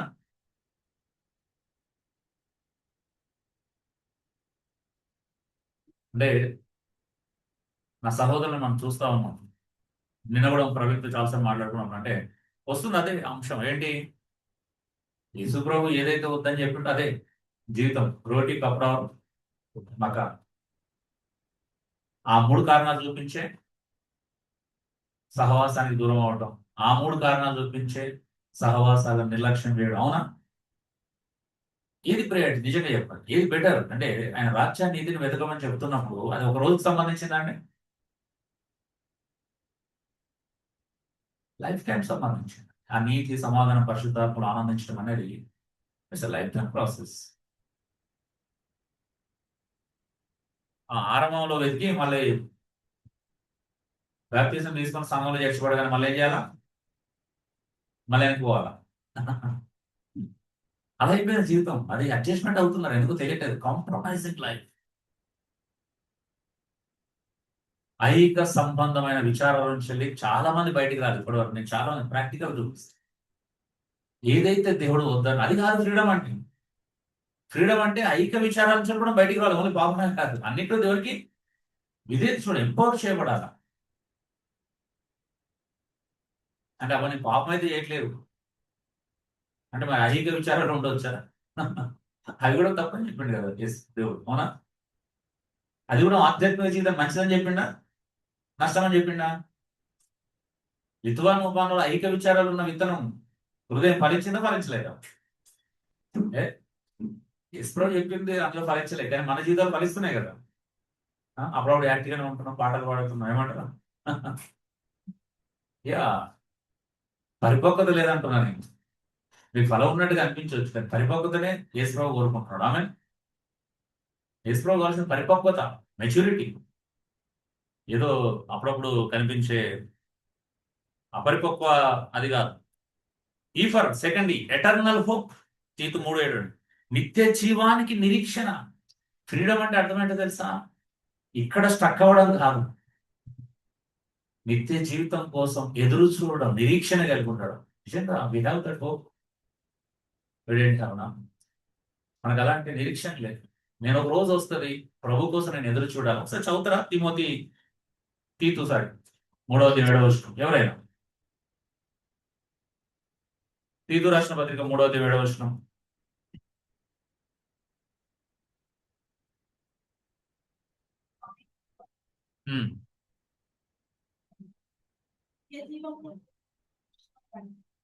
దానికి వారసులమంతటై ఆ పరిశుద్ధాత్మను మన రక్షకుడైన యేసుక్రీస్తు ద్వారా ఆయన మన మీద సంపూర్ణించండి. చూడండి, ఏంటిదంటే మనం పాపం నుంచి విమోచించబడి నీతిమంతులుగా తీర్చబడి కదా, ఆ నిత్య రాజ్యం కోసం నిరీక్షణ కలిగిన కరవాలమోటకు పరిశుద్ధాత్మ దేవుడి ద్వారా మనం ఏమైనామంట? నింపబడ్డాం. అంటే ఎందుకు నింపాడు పరిశుద్ధాత్మ దేవుడు? దేనికోసం మనల్ని అది చేశాడంట? ఆ నిత్య జీవానికైన నిరీక్షణ కలిగి జీవించడానికి అంటే ఈ లోకంలో కాదు, ఇతర సందర్భాలు కూడా చూస్తాము. ఎవడైనా ఈ లోకం మట్టుకు మాత్రమే నిరీక్షించిన వాడు మంచిదా? దౌర్భాగ్యకరమైన జీవితం అంటారు కదా, అక్కడ కొంచెం పవర్ఫుల్ పదం వాడబడు.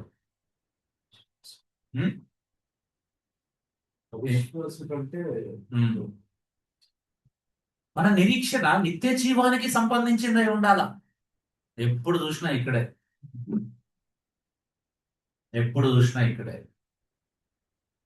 డియర్ బ్రదర్స్ అండ్ సిస్టర్, ఎప్పుడు మారుతాం నిజంగా మన పిల్లలకి. మనం సరిగా ఉంటే కదా మన పిల్లలు కూడా మన నుంచి నేర్చుకునేది. అరే నా తల్లిదండ్రులు ఇంత విలువిస్తున్నారే దీనికి అంటే ఆ ప్రభావం కూడా చూపించాలి. మనం దానిలో ఉన్న జాయిని కూడా కనబరచాలి, రక్షణలో ఉన్న ఆనందాన్ని కూడా కనబరచాలి. అరే ఏమి లేకపోయినా రక్షణలో ఆనందించవచ్చు అనే విషయాన్ని కూడా కనబరచాలి. ఇంతకుముందు అన్న హబక్కుకు 3:16-18 మీతో చదివించినాను. మీరు 1వ చదివారు అసలు ఎప్పుడైనా? ఒక మొదటి 2 వచనాలు చూస్తేనే అర్థమవుతుంది. హబక్కుకు ఏం మాట్లాడుతున్నాడు? ఎందాక ప్రభా మాకు మొర వినట్లేదు, ఈ లోకంలో దుష్టులు అభివృద్ధి చెందుతున్నారు, ఇష్టానుసారంగా వర్ధిల్లుతున్నారు, మాకెందుకు ఈ శ్రమలు, మాకెందుకు ఈ కష్టాలు? లోకమేమో మంచిగా ఎదుగుతుంది, మంచిగా అభివృద్ధి చెందుతుంది, ఆర్థికంగా అభివృద్ధి చెందుతుంది. అంటే ఇప్పుడుంటే మంచిగా కార్లు కొంటున్నారు ప్రభా, బంగ్లాలు కొంటున్నారు, ప్లాట్లు కొంటున్నారు, లగ్జరీస్ లైఫ్ జీవిస్తున్నారు, బ్రాండెడ్ దుస్తులు వాడుతున్నారు ప్రభా. మా పరిస్థితి ఏంటి అసలు? ఇది ఉందా? అలాగే ఉందా? చదవలేవారు అంటే చెప్పినా కూడా చూస్తలేదమ్మా. హబక్కుకు 1వ మొదటి 2 వచనాల్లో మీకు ఉంటుంది, నా మొదటి 5 వచనాల్లో మీకు క్లారిటీ అనిపిస్తుంది.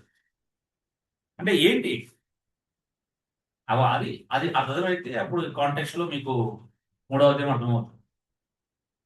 అంటే రియలైజ్ అయ్యాడు హబక్కుకు. స్టార్టింగ్ లో అలా మాట్లాడుతూ నిజమే ఇవన్నీ ఏమున్నా లేకపోయినా అవి అవసరం లేదని చెప్పట్లేదు హబక్కు.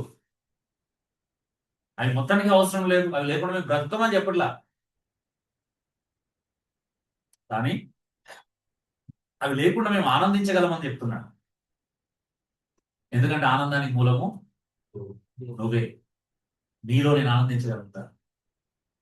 ఓకే, నా చుట్టూ అందరు బాగున్నారు, మాకు మాత్రం ఆర్థిక సంబంధమైనటువంటి వెసులుబాట్లు లేవు, పంట అభివృద్ధి లేదు, మాకు కావాల్సినటువంటి పశువులు కానీ మాకు కావాల్సిన ఆహారాన్ని, ఆర్థిక వనరులు అందించేటి సమస్యాత్మకంగా ఉండదు. మా ఆనందం వాటిలో లేదు, అవి జస్ట్ అవసరం మాత్రమే. అర్థమవుతుందండి? అవసరతకి ఆనందానికి వ్యత్యాసం తెలుసుకోవాలి. ఫస్ట్ ఆఫ్ ఆల్ మనకి అది తెలియదు. ఈ భూమి మీద డబ్బు, కొన్ని వస్తువులు అవసరం మాత్రమే, ఆనందాన్ని ఇచ్చేది కాదు. క్రైస్తవునికి, విశ్వాసకి నిజమైన ఆనందం ఎక్కడంటే దేవుని లోపల. అందుకే ఆ రక్షణ అనుభవంలో ఉన్నోనికి ఇది అర్థమవుతుంది. నువ్వు రక్షణలో ఆ నిరీక్షణ కలిగిన వాడికి అది అర్థమవుతుంది.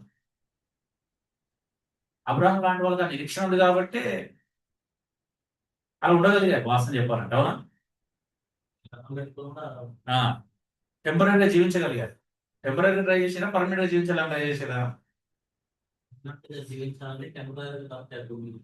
అన్ని ఉన్నవాడు, అన్ని కలిగిన వాళ్ళు, అన్ని వనరులు సౌకర్యాలు సకల సౌకర్యాలు కలిగిన వాడేమో టెంపరీగా బతికాడు.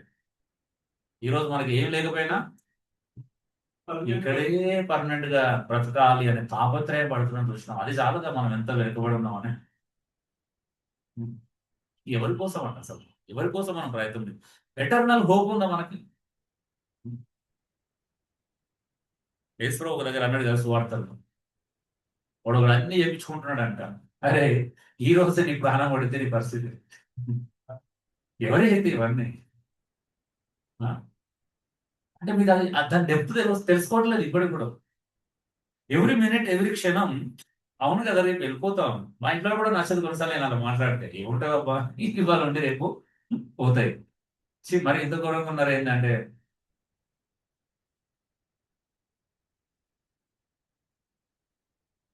ఏం సంపాదించుకున్నది నీది కాదు అనే ఫీలింగ్ ఈ రోజు మనకు లేదు. ఎటర్నల్ హోప్ లేదు కాబట్టి ఇదంత ప్రాబ్లం మనకి, అవునా? అంటే పౌలు అంత పిచ్చోళ్ళు అనమాట. అంటే మనం ఈ లోకంలోకి ఏం తీసుకురాలి, ఏం తీసుకోవాలి, అన్న వస్త్రాలు కావాలి, తృప్తి పొంది ఉండాలి, వాటికంటే గొప్ప ఆనందము లేదు. కంటెంట్ మించిన కాన్సెప్ట్ లేదు.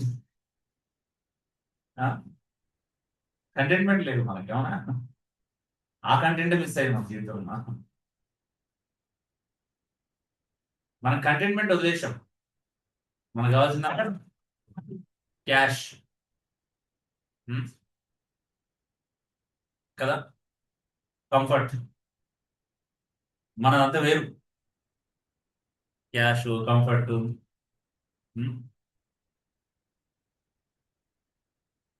సో ఎటర్నల్ హోప్ ఉండాలండి. క్రైస్తవులకు ఉండాల్సింది నిరీక్షణ. యేసు ప్రభు ఎప్పుడు వస్తాడా అని ఎదురు చూడాలి. ఆమె మన జీవితంలో కనిపించాలి, మన మాటల్లో కనిపించాలి, మన ప్రవర్తనలో కనిపించాలి. అబ్బాయి సహోదరుడు ఈ సహోదరి యేసుప్రభుడు అక్కడి కోసమే ఎదురు చూస్తున్నారండి. అసలు ఈ లోకంలో బ్రతుకుతున్నట్లుగా వీళ్ళ జీవితంలో ఎక్కడ కనిపించట్లేదు అని అనిపించాలి. ఎవరైనా ఇంటికి వెళ్తే, ఎవరితో కాసేపు మాట్లాడితే, ఇదంతా అయిపోయి మళ్ళీ మనం అందరం కూర్చొని మిమ్మల్ని వదిలేసినాం అనుకో, ఏం మాట్లాడతారో తెలుసు, మనకు తెలిసిపోతుంది ఇప్పుడే. పెద్ద దూరం అవసరం లేదు. ఇప్పుడు ఫెలోషిప్ అయిపోయి భోజనాలు అయిపోయినా వదిలేద్దాం. మళ్ళీ ఏం మాట్లాడుకుంటూ చూద్దాం, ఒకసారి టెస్ట్ చేద్దామా? ఎంతో దూరం వెళ్ళాల్సిన అవసరం లేదు. మనం ఏం మాట్లాడుకుంటూ ఇప్పుడే తెలిసిపోతుంది. మళ్ళా రోగాల గురించి, మళ్ళా ఆర్థిక పరిస్థితుల గురించి, కెరీర్ గురించి, పిల్లల చదువులు, అబ్బా ఒకదాని తర్వాత ఒకటి వస్తాయి. రాజకీయాలు, అన్ని టాపిక్స్ వస్తాయి. ఆధ్యాత్మిక టాపిక్ తప్పించి మన జీవితంలో అన్నీ వస్తాయి.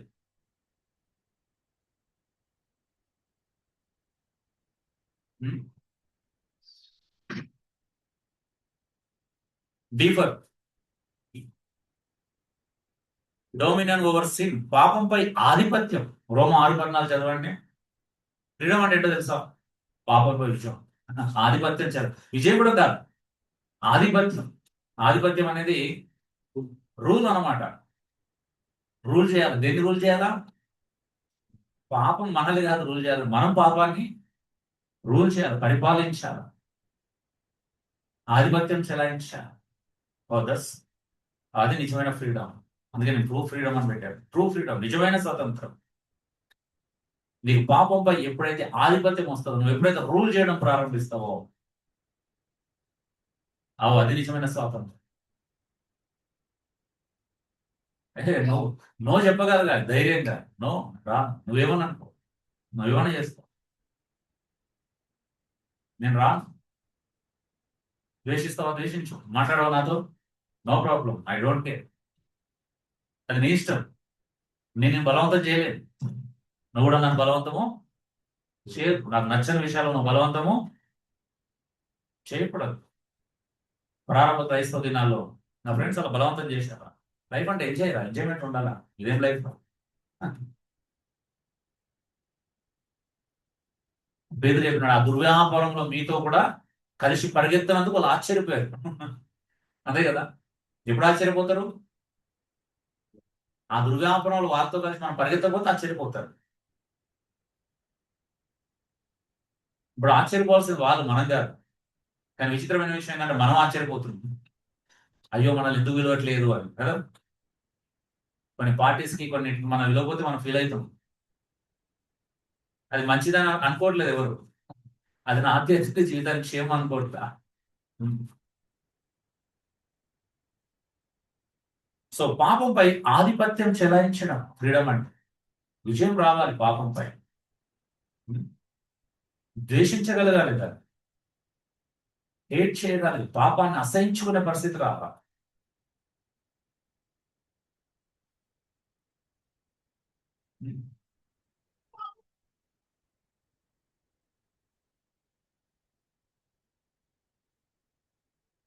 అంటే ఇప్పుడు చాలా మంది షిట్ను అసహించుకుంటారు, కానీ పాపాన్ని అదే స్థాయిలో చూస్తావు చూడండి కదా. అంటే పాపాన్ని ఆ రేంజ్ లో చూడాలి, అది అసహ్యమైన క్రియగానే భావించాలి. సో అది యేసుక్రీస్తు ద్వారా మాత్రమే సాధ్యం. బాగా గుర్తుపెట్టుకోండి, ఇది నువ్వు నీ సొంత శక్తి చేత నువ్వు పాపం మీద విజయం సాధించాలి, ఆధిపత్యం చెలాయించాలని ఒకవేళ మీలో ఎవరైనా అనుకుంటున్నట్లయితే అది మీ వల్ల కాదు. మీరు ఏదో డిసిప్లిన్ పెట్టుకుంటే అవుతుంది అనుకుంటే కూడా అది కాదు. అర్థమవుతున్నాను. అది వాక్యములు నేర్చి ఆయనకు అప్పగించుకుంటే మాత్రమే సాధ్యం. కాబట్టి మీరు డిసిప్లిన్ పెట్టుకొని చూడండి. 2 రోజులు డిసిప్లిన్ అంటే 3 రోజులు రెండింతలు, మూడింతలు, 400 వెళ్తారు లోపలికి. కాబట్టి ప్రాక్టికల్ గా చేసి చూడండి. అనుకుంటారు చాలా మంది, నో నో నీ వల్ల కాదు అది, ఎవరి వల్ల కాదు. పాపంపై ఆధిపత్యం చెలాయించడం ఎవరి వల్ల కాదు, అది దేవుని కుమారుడైన యేసుక్రీస్తు వల్లనే సాధ్యం. ఆయనే ఇవ్వగలుగుతాడు ఆ స్వేచ్ఛ, ఆ ఆధిపత్యాన్ని ఆయనే. చాలా మంది యేసుక్రీస్తుకు వేరుగా నేను డిసిప్లిన్ ఉంటా, మంచిగా ఉంటా అనుకుంటారు. నో నో, అది నీ వల్ల కాదు. ఎందుకు కాదు అంటే నీ పాప స్వభావం దాన్ని అసలు అంగీకరించదు. ఫస్ట్ ఆ స్వభావాన్ని జయించడానికి ఫస్ట్ యేసు ప్రభు దగ్గరికి రావాలి. ఆయన మీద ఆధారపడాలి. క్రీస్తు మీద ఆధారపడకపోతే నీ వల్ల కాదు. అది ఏదైనా కావచ్చు. సో ఫర్ ఓవర్కమింగ్ సిన్ ఏంటిది? పాపాన్ని జయించడం. 1 యోహాను 5:4 చదవండి ఒకసారి. చదువుతలేరు, లేఖనాలు చదవండి, ఆన్లైన్ ఉన్న వాళ్ళని చదవండి దయచేసి.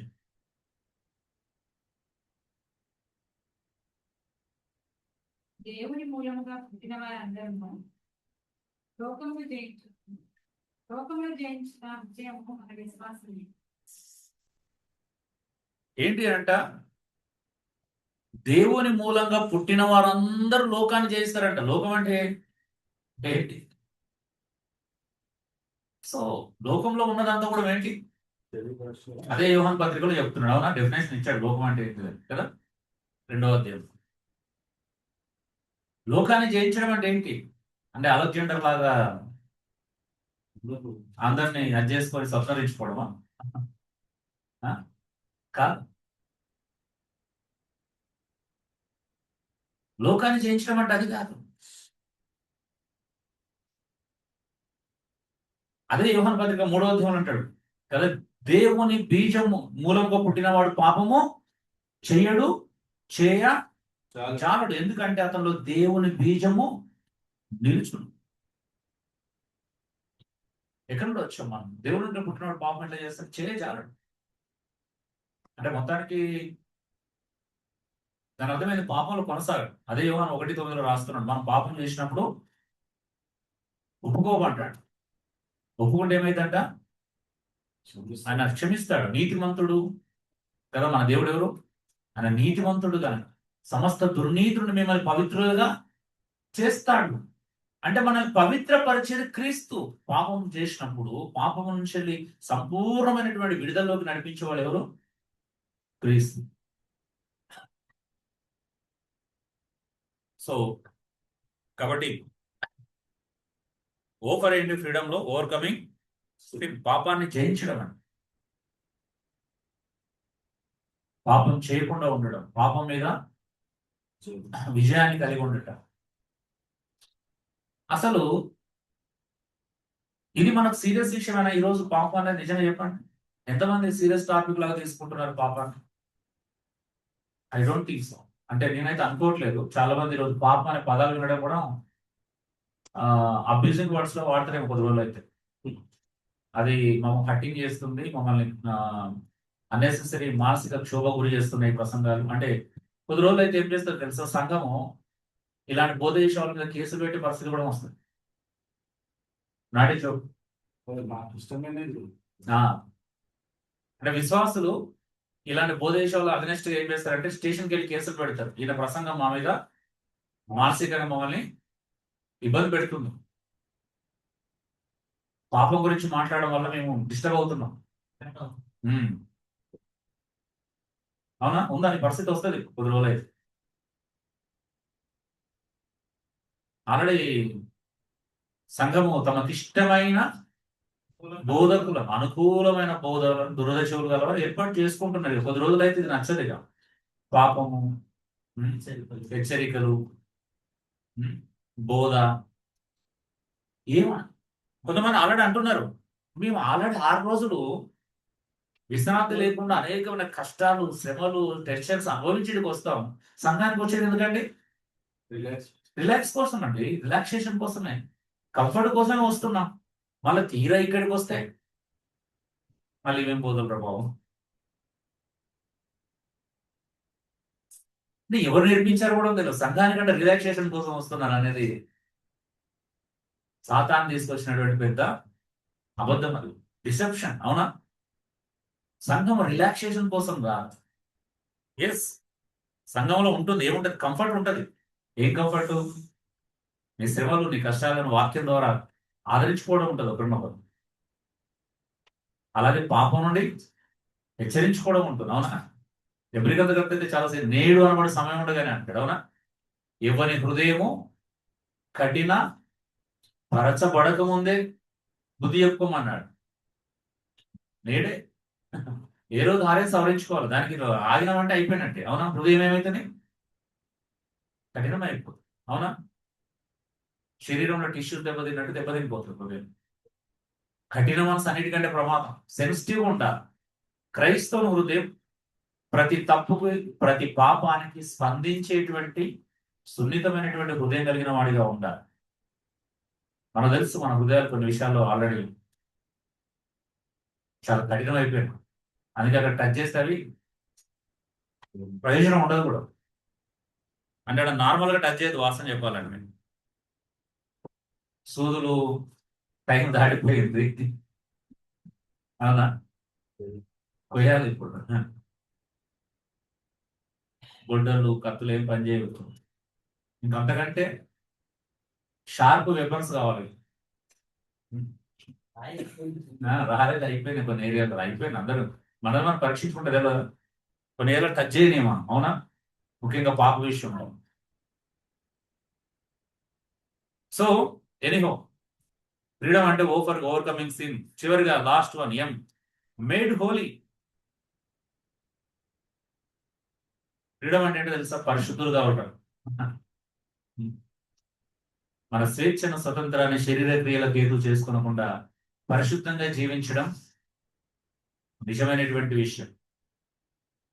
స్వేచ్ఛ ఉంది కానీ నాకు ఇష్టానుసారంగా జీవించడం కుదరదు.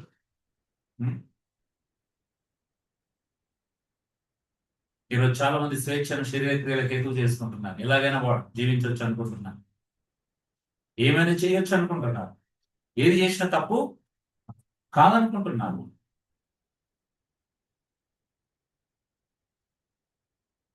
అందుకే క్రైస్తవులు ఈవెన్ అంటే దేవుడు ఎలాంటి వాడు అంటే ఈవెన్ మన నోట పోకిరి మాటలు, పోకిరి చేస్తారు కదా, ఈవెన్ ఏమంటాడు, సరసూక్తులు కూడా ఉచ్చరించకూడదు. పరిశుద్ధులకు తగవదు, ఇవి తగవండి. కానీ మళ్ళీ పార్టీలు, రెయిన్ డ్యాన్సులు, సినిమా పాటల మీద అల్లరి పాటలు వేసుకొని చేయొచ్చు. అదే తప్పు కదా. ఎప్పుడో ఒకసారి వేస్తామండి, రెగ్యులర్గా వేస్తాం కదా, సంవత్సరానికి ఒకసారి. ఎలా ఫ్రెండ్స్తో అట్లా బర్త్డే పార్టీలు అప్పుడు ఎప్పుడు చేస్తాం. ఆ చేయడం ఇంకొక సమ్ టైమ్స్ మన అడ్వాన్స్డ్ కూడా జరిగిపోతాయి. తప్పేం కాదు అన్న దుస్థితి అయితే సమాజంలో ఉండిపోయింది. గ్రహించట్లేదు మనం అసలు ఏం జరుగుతుంది. క్రైస్తవులకి ఈవెన్ సరసోక్తులు కూడా కదా, అల్లరితో కూడిన ఆటపాటలు, పోకిరి చేష్ట, మద్యంతో మత్తులవడం కదా, out of control, unconscious things. అవునా?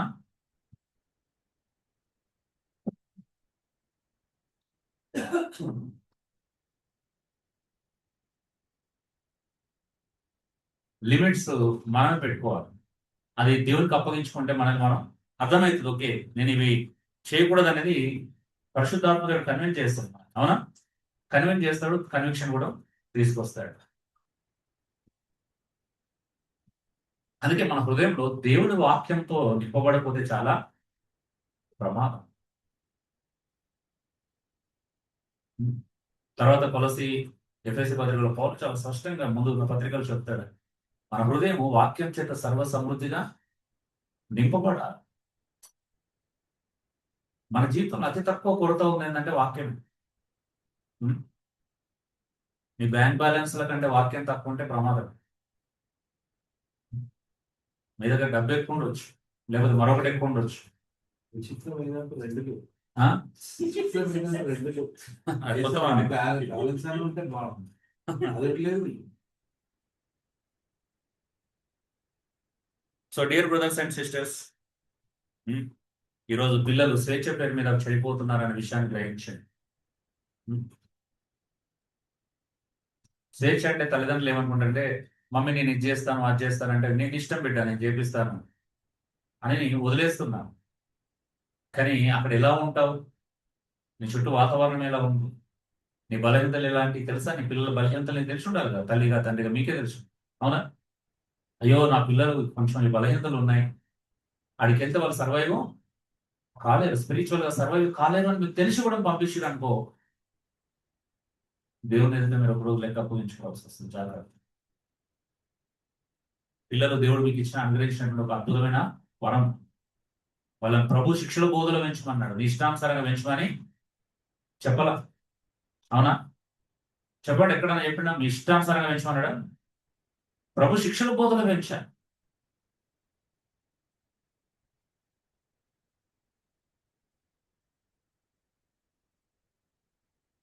నేను ఆ ప్రవీతో మాట్లాడుతున్నప్పుడు మొన్న ఒక మీటింగ్ లో ఆ పై సందర్భాలలో ఆత్మపూర్ణ అయినాడు అంటారు కదా, ఎఫెసీ పత్రిక,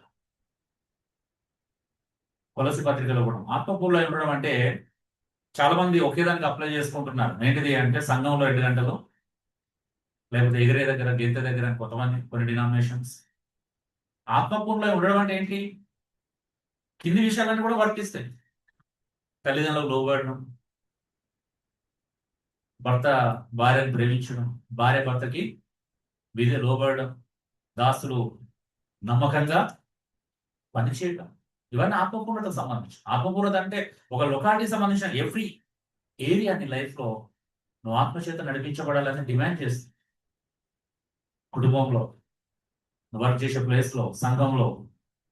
ఆత్మపూర్ణత అంటే మనం ఏమనుకుంటాం అంటే ఆదివారమో లేకపోతే సంఘంలో మీటింగ్ అప్పుడు కొంతమంది ఎగరడం గెంతడం అనుకుంటారు, భాషలు మాట్లాడడం అనుకుంటున్నారు. అది కాదు ఆత్మపూర్ణత అంటే. ఆత్మపూర్ణత అంటే వాక్యానుసారంగా అన్ని చోట్ల దేవుని మహిమ కలిగేలా జీవించడం, అది ఆత్మపూర్ణత అండి. ఆ ఆత్మపూర్ణత కలిగిన పాపము చేయడు. మద్యంతో మత్తలే, మద్యం కంట్రోల్లో ఉండొద్దు, నువ్వు ఆత్మ కంట్రోల్లో ఉండి ఇవన్నీ చేయాలా. మధ్యమత్తులో ఉంటే మధ్యమత్తులోనే ఉంటావు, కానీ ఆత్మ కంట్రోల్లోకి వస్తే నువ్వు సంఘంలో ఎలా ఉండాలో తెలుస్తుంది, సమాజంలో ఎలా ఉండాలో తెలుస్తుంది, కుటుంబంలో ఎలా ఉండాలో తెలుస్తుంది, వర్క్ ప్లేస్ లో ఎలా ఉండాలో తెలుస్తుంది. సో అందుకే ఫ్రీడమ్ అంటే నీకు ఇష్టానుసారంగా జీవించడం కాదండి. నేను ఫైనల్గా మాట ముగిస్తున్నాను, గమనిక. నిజమైన స్వాతంత్రం అనేది ఇష్టానుసారంగా జీవించడం కాదు, దేవునికి ఇష్టమైన విధంగా జీవించే శక్తి మరి స్వేచ్ఛ కలిగి ఉండటం. నిజమైన స్వాతంత్రం అంటే ఏంటంటే దేవుడికి ఇష్టంగా, దేవుని చిత్తానుసారంగా జీవించే స్వేచ్ఛ కలిగి ఉండడం. అంటే ఇక్కడ ఇలా బ్రతికేటోడు ఎవరికి భయపడడు సమాజంలో, తెలుసా? దేనికి భయపడడు. నీకు ఎవరైనా మోసం, నిన్ను ఏదైనా చేస్తారు, నీకు ఏదైనా దూరం అవుతుందనే భయం ఈ వ్యక్తిలో కనిపించదు. ఇతడు సమాజంలో ఎంత పిరికివాడైనా అయి ఉండొచ్చు, కానీ దేవుల్లో మాత్రం పిరికివాడు ఉండలేడు. దేనికి భయపడడు. నాలాంటి పిరికివాడిని కూడా ఎవరు కేర్ చేయనటువంటి ధైర్యం వస్తుంది. ఏ విషయంలో దేవుని వాక్యం యొక్క స్వతంత్రం అనుభవించినప్పుడు ఏం చేస్తారు వీళ్ళంతా? ఓకే, కొన్ని బెనిఫిట్స్ దూరం చేయొచ్చు, ఇంకేమైనా చేయొచ్చు, అంతమించి వాళ్ళేమి కాదు అనే ధైర్యం క్రీస్తు నుంచి వస్తుంది. అది స్వేచ్ఛ అంటే. ఎవరు పడితే లొంగడం స్వేచ్ఛ కాదు, ఎవరు పడితే భయపడడం స్వేచ్ఛ కాదు, దేని పడితే దానికి లొంగడం స్వేచ్ఛ కాదు, దేని పడితే దానికి భయపడడం స్వేచ్ఛ కాదు. మా అమ్మ ఏమనుకుంటుందో, మా నాన్న ఏమనుకుంటాడో, మా బంధువులు ఏమనుకుంటారో, మా వీళ్ళు ఏమనుకుంటారో, వెళ్ళకపోతే నిజమైన స్వేచ్ఛ కలిగిన వాడు ఏమనుకుంటాడు తెలుసా? ఇప్పుడు దేవుడు ఏమనుకుంటాడని మాత్రమే ఆలోచిస్తాడు. ఆమె అన్ని పట్టించుకో మనం. అరే నాకు ఏది ముఖ్యం మాత్రమే తెలుస్తుంది నీకు. నీ ప్రయారిటీస్ ను సెట్ చేసుకుంటావు. ప్రతిదాన్ని అన్ని ప్రాముఖ్యంగా భావించవు నువ్వు. ఒకటి, నువ్వు పాపానికి వేరే దేవుని చిత్తాన్ని అనుసరించే జీవితానికి ప్రాధాన్యత నీ జీవితంలో పెరుగుతుంది. అదే అన్నమాట. అది మాత్రమే కాదు, నేను ఒక మాట రాత్రి నేను ఆలోచిస్తూ రాస్తున్నాను. చేయవలసిన మంచిని చేయగలగడం, చేయకూడని చేడును విడిచిపెట్టడం, అది స్వేచ్ఛ. మరి చేస్తున్నాం? చేయగలిగిన మంచి అంతా చేస్తున్నామా? బైబిల్లో మాట ఉంది కదా, మేలైనది చేయనెరిగి చేయకూడదు పాపం కలుగునంట. మంచి అని తెలిసి కూడా నువ్వు చేయకపోతే, ఏది మేలైనది తెలిసి కూడా, ఆ సందర్భాన్ని కూడా మీరు గమనించండి. ఇది మనకు అర్థం కాదు మళ్ళీ. అంటే మనం మంచిని చేయవలసిన మంచిని చేయగలగడం, చేయకూడని చెడుని విడిచిపెట్టడం స్వేచ్ఛ అంటే. ఇంకోటి, చేయాలనుకున్న మంచిని చేయలేక విడిచిపెట్టాలనుకున్నటువంటి పాపాన్ని చేస్తూ ఉంటే అది స్వతంత్రం కాదు, పాప బానిసత్వం. వద్దనుకున్నది చేస్తే. చాలా మంది చెప్తాం, నాకు తెలుసు అన్న, నాకు తెలుసు ఆధ్యాత్మిక ఇంపార్టెన్స్ ఇవ్వాలని తెలుసు, సంఘానికి ప్రాధాన్యత ఇవ్వాలని తెలుసు, నేను వాక్యానుసారంగా జీవించాలని తెలుసు. అందరూ తెలుసు. ఇప్పుడు ఎవరితో మాట్లాడినా అవే చెప్తారు, అవునా? కానీ ఏమంటున్నారు మళ్ళీ? చేయలేక పోతున్నాం, ఇవ్వలేక పోతున్నాం, సమయాన్ని ఇవ్వలేకపోతున్నాం, అన్ని తెలుసు. నేను అనుకున్నాను క్రైస్తవులు పాపం తెలియదేమో అనుకున్నాను, కానీ చాలా మందితో మాట్లాడినప్పుడు ఒకటి అర్థమైంది, నాకు అన్ని తెలుసు అంటున్నారు. మాకు ఏది ఇంపార్టెంటో తెలుసు. నేను చెప్పండి, నాకు తెలియదు మీకు ఎవరికి? ఒకసారి తెలియదు చేతులు ఎత్తండి, నాకు ఏం తెలియదు. ఉన్నారా? Okay. So dear brother and sisters, అందువల్ల నా కుమారుడు నేను స్వతంత్రునిగా చేసిననే నువ్వు స్వతంత్రుడిగా అవ్వగలుగుతావు. ఇక్కడ ప్రాబ్లం ఏంటి అంటే, చాలా మంది ఆ కుమారునికి దగ్గర అవ్వట్లా. అది ప్రాబ్లం. ఇవన్నీ సమస్యల కారణం ఏంటో తెలుసా? ఒకటే,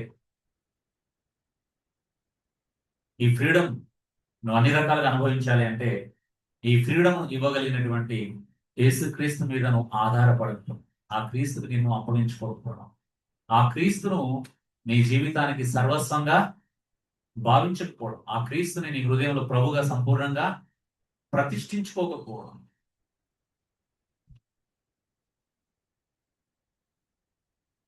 ఆ క్రీస్తుకి నిన్ను అప్పగించుకోకపోవడం, ఆయనను ఏదనివ్వాలంటే ప్రభుని ఏం చేయాలా? మన హృదయాన్ని, మన జీవితాన్ని ఆయన చేతులు పెట్టి, ప్రభా ఏలు ప్రభా నువ్వైతే అద్భుతాన్ని చేస్తావు. మేము అందులోకి ఒక్క 1% మా చేతిలో తీసుకున్న మా జీవితాలు గందరగోళం అయిపోతాయి, తారుమారు అయిపోతాయి, అస్తవ్యస్తంగా మారిపోతాయి. స్వేచ్ఛలో అనుకొని మేము బానిసత్వానికి లోబడతాం ప్రభా, బానిసలుగా మారుతాం. పాపానికి, అనేకమైనటువంటి విషయాలకి మేము బానిసలుగా మారుతాం. మేము శరీర క్రియలకు బానిసలుగా మారుతాం, మనసుకు బానిసలుగా మారుతాం, కోరికలకు బానిసలుగా మారుతాం. మా ఆశలకి రెక్కలు వస్తాయి ప్రభా. నిన్ను ఒక్క క్షణం వదిలేసిన మా ఆశలకి రెక్కలు వస్తాయి. ఉమ్. నో. క్రీస్తును ప్రేమించడం, క్రీస్తుకు అప్పగించుకోవడం ఆప్షన్ కాదు, ఆజ్ఞ. ఇంకా ఆప్షన్ గానే పెట్టుకున్నారేమో కొంతమంది, అవునా? యేసుక్రీస్తు నీకు ఆప్షన్ కాదు. ఎంతమంది భావిస్తున్నాడు క్రీస్తుని ఆప్షన్ గా? ఇంకా పెట్టుకున్నారు కదా, క్రీస్తుని ఆప్షన్ గానే పెట్టుకున్నారు కొంతమంది. అందుకే ఆప్షన్ గా భావించే వాళ్ళకి ఆయన సంఘం అంటే పెద్ద కేర్ ఉండదు. ఆయన ప్రాణం పెట్టిన సంఘం గురించి ఏం పెద్దగా సీరియస్ తీసుకోరు, ఆప్షన్ గా భావించు. క్రీస్తు యోహాను అడిగినట్టుగా క్రీస్తుని ఎక్కువ ప్రేమించేవాడు క్రీస్తు సంఘాన్ని కూడా అంతే జాగ్రత్త వహిస్తాడు సంఘం పట్ల. ఆయన ప్రేమించిన క్రీస్తు సంఘాన్ని, అంటే ఆయన సంఘాన్ని రక్తం పెట్టి ప్రాణం పెట్టిన సంఘాన్ని నిర్లక్ష్యం చేసి యేసుక్రీస్తును ప్రేమించడం అసంభవమైన విషయం అని. యు కాంట్ లవ్, నీ వల్ల కాదు, అది ఆయన ఆజ్ఞలకు వ్యతిరేకం, అవునా? యేసుప్రభువు అన్నాడు కదా, యోహాను సువార్త యోహాను పత్రికలో భక్తుడు ఏమన్నాడు?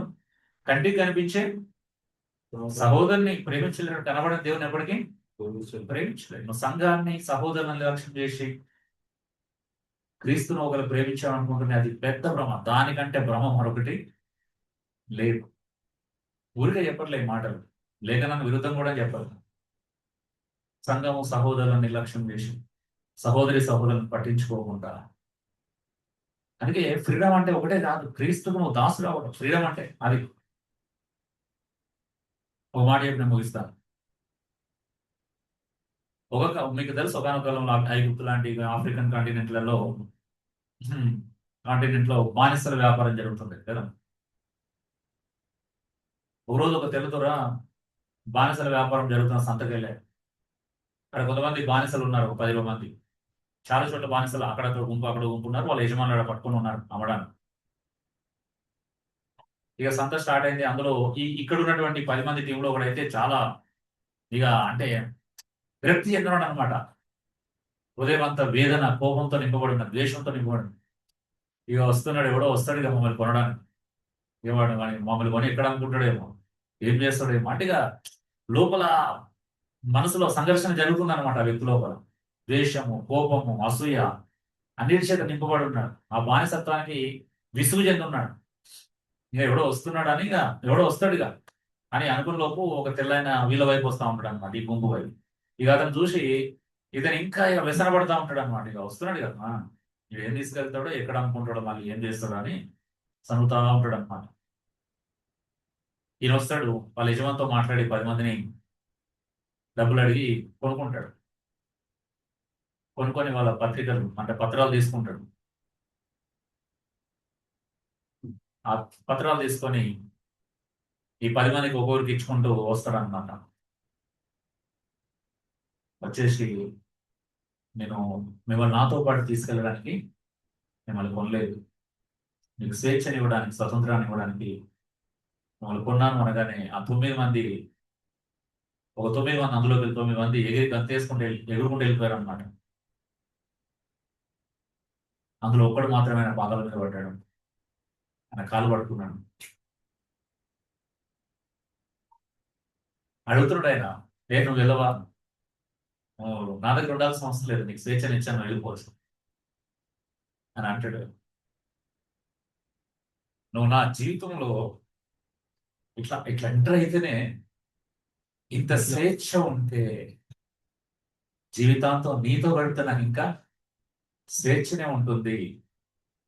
నీతో ఉండడం, నీకు బానిస అవ్వడం నాకు నిజమైన స్వేచ్ఛ, నీతో బ్రతకడమే నా నిజమైన స్వేచ్ఛ అని అంటాడు. అలా అన్నది ఎవరో కాదు, అప్పటిదాకా కనుక్కున్నటువంటి ఆ వ్యక్తి. నాకైతే యేసుక్రీస్తు దగ్గర సేమ్ అలాంటి స్వేచ్ఛను దొరుకుతున్నాయి. అందుకే యేసుక్రీస్తును ఆ స్వేచ్ఛ అర్థమైనవాడు యేసుక్రీస్తు దాసుడు అయిపోతాడు, బానిస అయిపోతాడు. ఆ దాసత్వం, బానిసత్వం అనేది మనం అనుకునే దాసత్వం కాదు. అది రోమన్స్ లో అలాంటి దాసత్వం కాదు, అలాంటి బానిసత్వం కాదు. అందుకేనేమో పౌలు, పేతురు వీళ్ళందరూ క్రీస్తు యేసు దాసులు అని చెప్పుకోవడంలో ఎక్కువ ఉత్సహించారు, ఎక్కువ ఆనందించారు అనిపిస్తుంది. అందుకే వాళ్ళు ఆయన చెప్పినట్టు చేయడంలో విఫలులు కాలేదు, సఫలులు అయ్యారు. అవునా? ఆయన ఏం పెద్ద అది చేశారు. ఎక్కడికి వెళ్ళమంటే చావమంటే చచ్చిపోయారు. వాళ్ళు నిజమైన స్వేచ్ఛను అనుభవించారు. చెరసాలలో ఆ స్వేచ్ఛను అనుభవించారు. అన్ని చోట్ల ఆ స్వేచ్ఛను అనుభవించారు. ఆమె అది వాళ్ళు ధనానికి దాసోహం కాలేదు, పేరుకు దాసోహం కాదా, పాపానికి దాసుడు కాదా కదా, ఏ వ్యామోహానికి అలా దాసులు కాలేదు. క్రీస్తుకు దాసుడైన వాడు ఈ ప్రపంచంలో దేనికి దాసుడు కాలేడని, అది నిజమైనటువంటి స్వేచ్ఛ. ఫస్ట్ యేసుక్రీస్తు దాసుడు అవుతుంది రాదు. ఈరోజు నిజంగా మరలా నేను ప్రతిష్ఠించుకుంటావు ప్రభు కొరకు. ఒకసారి తలలు వచ్చి మనం ప్రార్థన చేస్తాం. నువ్వు సిద్ధమేనా? నువ్వు రెడీగా ఉన్నావా? ఇప్పటికే చాలా ఆలస్యమై ఉంటుంది నీ జీవితంలో. ఇప్పటికే నువ్వు నీ జీవితంలో చాలా సమయాన్ని, చాలా శక్తిని, చాలా సంపదను, వనరులను నువ్వు దుర్వినియోగం చేసి ఉంటావు. ఒకసారి పరిశీలించు. అదంతా ఎందుకు చూడండి? నువ్వు ఇంకా సంపూర్ణంగా క్రీస్తుకు అప్పగించుకోకపోవడం వల్లే కదా. నువ్వు క్రీస్తుకు దాసుడు అయితే ఆ నిజమైనటువంటి కుమారునికి నువ్వు అప్పగించుకుంటే నిజమైన స్వేచ్ఛను అనుభవిస్తావని నీకు తెలుసు కదా. ప్రియమైన సహోదరి సహోదరులారా, ఇంకెంతకాలం ఇలాగే బ్రతుకుతాం. రక్షణకు ముందున్నటువంటి అదే జీవితం, మనసు యొక్క శరీరం యొక్క కోరికలు నెరవేర్చుకుంటే ఎంతకాలం? మనం ఆ జీవితాన్ని నుంచి బయటకు వద్దనుకునే కదా ఇక్కడికి వచ్చింది. ఆ జీవితం నచ్చకనే కదా ఇక్కడికి వచ్చింది. అది కాదనుకునే కదా ఇక్కడికి వచ్చింది. ఆ ప్రాచీన స్వభావాన్ని వదులుకోవాలనే కదా ఇక్కడికి వచ్చింది. క్రీస్తు కావాలనే కదా మనం వచ్చింది. నవీన స్వభావం కొరకే కదా మనం ఇక్కడ వచ్చింది. మరి మీరు తీసుకున్న తీర్మానం ఈ రోజు ఏమైంది? మీరు యేసు ప్రభువును మీ సొంత రక్షకుడిని అంగీకరించినప్పుడు ఒక తీర్మానం తీసుకునే కదా మీరు వచ్చారు. మీరు బాప్తిజం తీసుకున్నప్పుడు చెప్పారు, ఇక నుండి నేను ప్రభు కొరకే బ్రతుకుతాను అని. మీ ఒప్పుదల ఏమైంది? మీ కన్ఫెషన్ ఏమైంది ఈరోజు? ఎన్ని కష్టాలు వచ్చినా, ఎన్ని శ్రమలు వచ్చినా, ఎన్ని ఇరుకులు ఇబ్బందులు వచ్చినా, ప్రభు నేను నీకోసమే బ్రతుకుతాను అన్నావు కదా. ప్రభువుని నీ జీవితానికి ప్రభువుగా, యజమానిగా అంగీకరించానని చెప్పావు కదా. మరి ఈ రోజు ఏమైంది? నీ వాగ్దానం ఏమైంది? నీ కన్ఫెషన్ ఏమైంది? నీ తీర్మానం ఏమైంది? ఎందుకు ఇంత బలహీనంగా ఉన్నావు నా ప్రియమైన సహోదరి సహోదరు? ఎందుకు ఇంకా ఇంత వెనుకబాటుతనం ఎందుకు నీ జీవితాన్ని ప్రభావితం చేస్తుంది? ఏది నిన్ను ఇంతగా వెనక్కి లాగుతుంది? అది ప్రభు కంటే శక్తివంతమైనదా? ప్రభు కంటే నిజంగా శక్తివంతమైన ఉందా ఈ లోకంలో? నీలో ఉన్నవాడు ఈ లోకంలో ఉన్నవాడి కంటే గొప్పవాడు కదా. బహుశా నువ్వు సాతాన్ని సాగ్గా చెప్తున్నావా? సాతాను శోధిస్తున్నాడు అందుకే పడిపోతున్నాడు. వాక్యం నేను ఎదిరించమంటుంది కదా నీ శోధనలో. అక్కడ పారిపోతాడని కూడా చెప్పింది. లేక నువ్వు నమ్మట్లేదా? నీలో ఉన్నవాడు ఈ లోకంలో ఉన్నవాడి కంటే గొప్పవాడు, శక్తివంతుడు అని నీకు ఎందుకు అర్థం కావట్లేదు? ఇది సహజం అనుకుంటున్నావా? ఈ వ్యసనాలు, ఈ పాపము, ఈ ధనాశలు, శరీర మనసు యొక్క ఆశలు, ఈ దురాశలన్నీ సహజం అనుకుంటున్నావా? కాదే. నువ్వు ఈ లోకానికి సంబంధించిన వ్యక్తివే కానప్పుడు ఎలా సహజమైంది? పరిశుద్ధాత్మ దేవుడు నువ్వు ముద్రించబడి ఉన్నావు. విమోచన కొరకు నువ్వు ముద్రించబడి ఉన్నావు. పరలోక రాజ్యం యొక్క నిరీక్షణ కలిగిన వాడు నువ్వు. క్రీస్తు రాకడ కోసం కదా నువ్వు ఎదురు చూడాల్సింది. ఈ లోకం మటుకు మన విశ్వాసం ఇక్కడి వరకే పరిమితమా? ఎప్పుడు మారుతామని ఆలోచించండి. ప్రభా సహాయం దయచేయండి. సంఘం అనేది దేనికోసం నీ ప్రాణం పెట్టావు, నీ సర్వస్వం అప్పగించావు. నువ్వు విలువ పెట్టి కొనుక్కున్న వాళ్ళు ప్రభు, బానిసలు కాదు, స్వతంత్రులు, ఆధ్యాత్మికంగా స్వేచ్ఛ కలిగిన వాళ్ళు. కానీ ఈరోజు వాళ్ళకి ఆధ్యాత్మిక స్వేచ్ఛ లేదు ప్రభు, ఆత్మీయ స్వేచ్ఛ లేదు. నీ వాక్యం కొరకు, నీ సహవాసం కొరకు వాళ్ళకి స్వేచ్ఛ లేదు ప్రభు. దేనికో లోపడుతున్నారు, దేనికో తెలియకుండా లొంగిపోతున్నారు. ఎప్పుడో ఒకసారి ఎమర్జెన్సీ అని అంటే అది సమస్య కాకపోవచ్చు, కానీ కొన్ని నెలలు, సంవత్సరాలు కూడా అదే పరిస్థితి. చదువు తర్వాత ఉద్యోగం తర్వాత వివాహం, ఇట్లా ఏదో ఒకటి లొంగితున్నాం. ఒకదాని తర్వాత ఒకటి ఆహ్వానించుకుంటున్నాం మా జీవితంలో. వాటిని అడ్డుగా పెట్టుకుంటున్నాం ప్రభావ. వాటి అడ్డు కాకూడదు, అవి నాకు ఆశీర్వాదంగా మారాలి. నీకోసం బ్రతకడంలో నా చదువు, నా ఉద్యోగం, నా వివాహం ఇంకా బ్లెస్సింగ్ కావాలి. కానీ ఈరోజు ఆటంకాలుగా మారుతుంది ప్రభు. నేనే చేసుకుంటున్నాం అది వాస్తవం చెప్పాలి అంటే. దయచేసి కనికరించండి. మీ కృప కావాలి. ఈ మాటలు వింటున్న ప్రతి ఒక్క హృదయాన్ని తాకండి ప్రభు. నీ పరిశుద్ధాత్మ చేత నింపండి. నీ కృపను వాళ్ళు సంపూర్ణంగా అనుభవించినట్లుగా నీ వాక్యం యొక్క అడుగుచాలు నడిస్తే కలిగే స్వేచ్ఛను ప్రభు అనుభవిస్తూ ఆధ్యాత్మికంగా గాలిలో తెగిలిపోతున్నటువంటి అనుభూతిని అనుభవించండి. ఆ స్థాయికి, ఆ స్థితికి, ఆ పరిపక్వతకి రావడానికి కృప చూపించండి. ఎంతకాలం ప్రభు, ఇంకెంతకాలం ఇలాగే ప్రభు, నామకార్థంగా కాంప్రమైజింగ్ లైఫ్, ఇంబ్యాలెన్స్డ్ లైఫ్, ప్రాధాన్యతలు సెట్ చేసుకుని లైఫ్ కనికరించండి ప్రభు. మా పాప స్వభావం తొలగించుమయ్యా, నీ మంచి ప్రేమ మాకీయుమా. మా పాప స్వభావం తొలగించుమయ్యా, నీ మంచి ప్రేమ మాకీయుమా. నీవు కోరేటి సాలయమై మేము ఉండాలి, నీవు కోరేటి సంఘముగా మేము ఉండాలి. హృదయాసీనుడ మా యేసయ్యా, హృదయాసీనుడ మా యేసయ్యా. నీ రూపం నాలోనా ప్రతిబింబమై వెలుగని, నీ ప్రేమ నీ కరుణ మా హృదిలోన ప్రవహించని. రాజువు నీవే కదా, నీ దాసుడనేనే కదా. రాజువు నీవే కదా, నీ దాసుడనేనే కదా.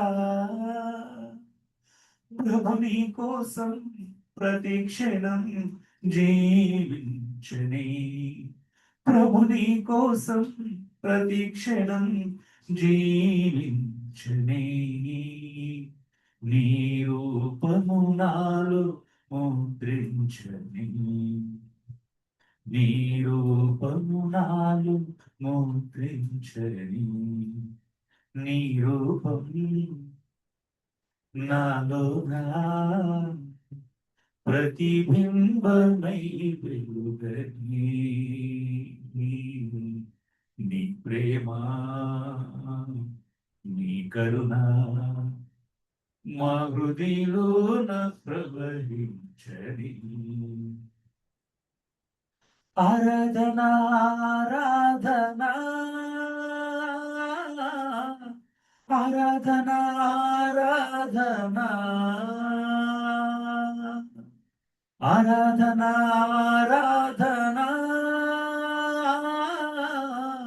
ఆరాధనా ఆరాధనా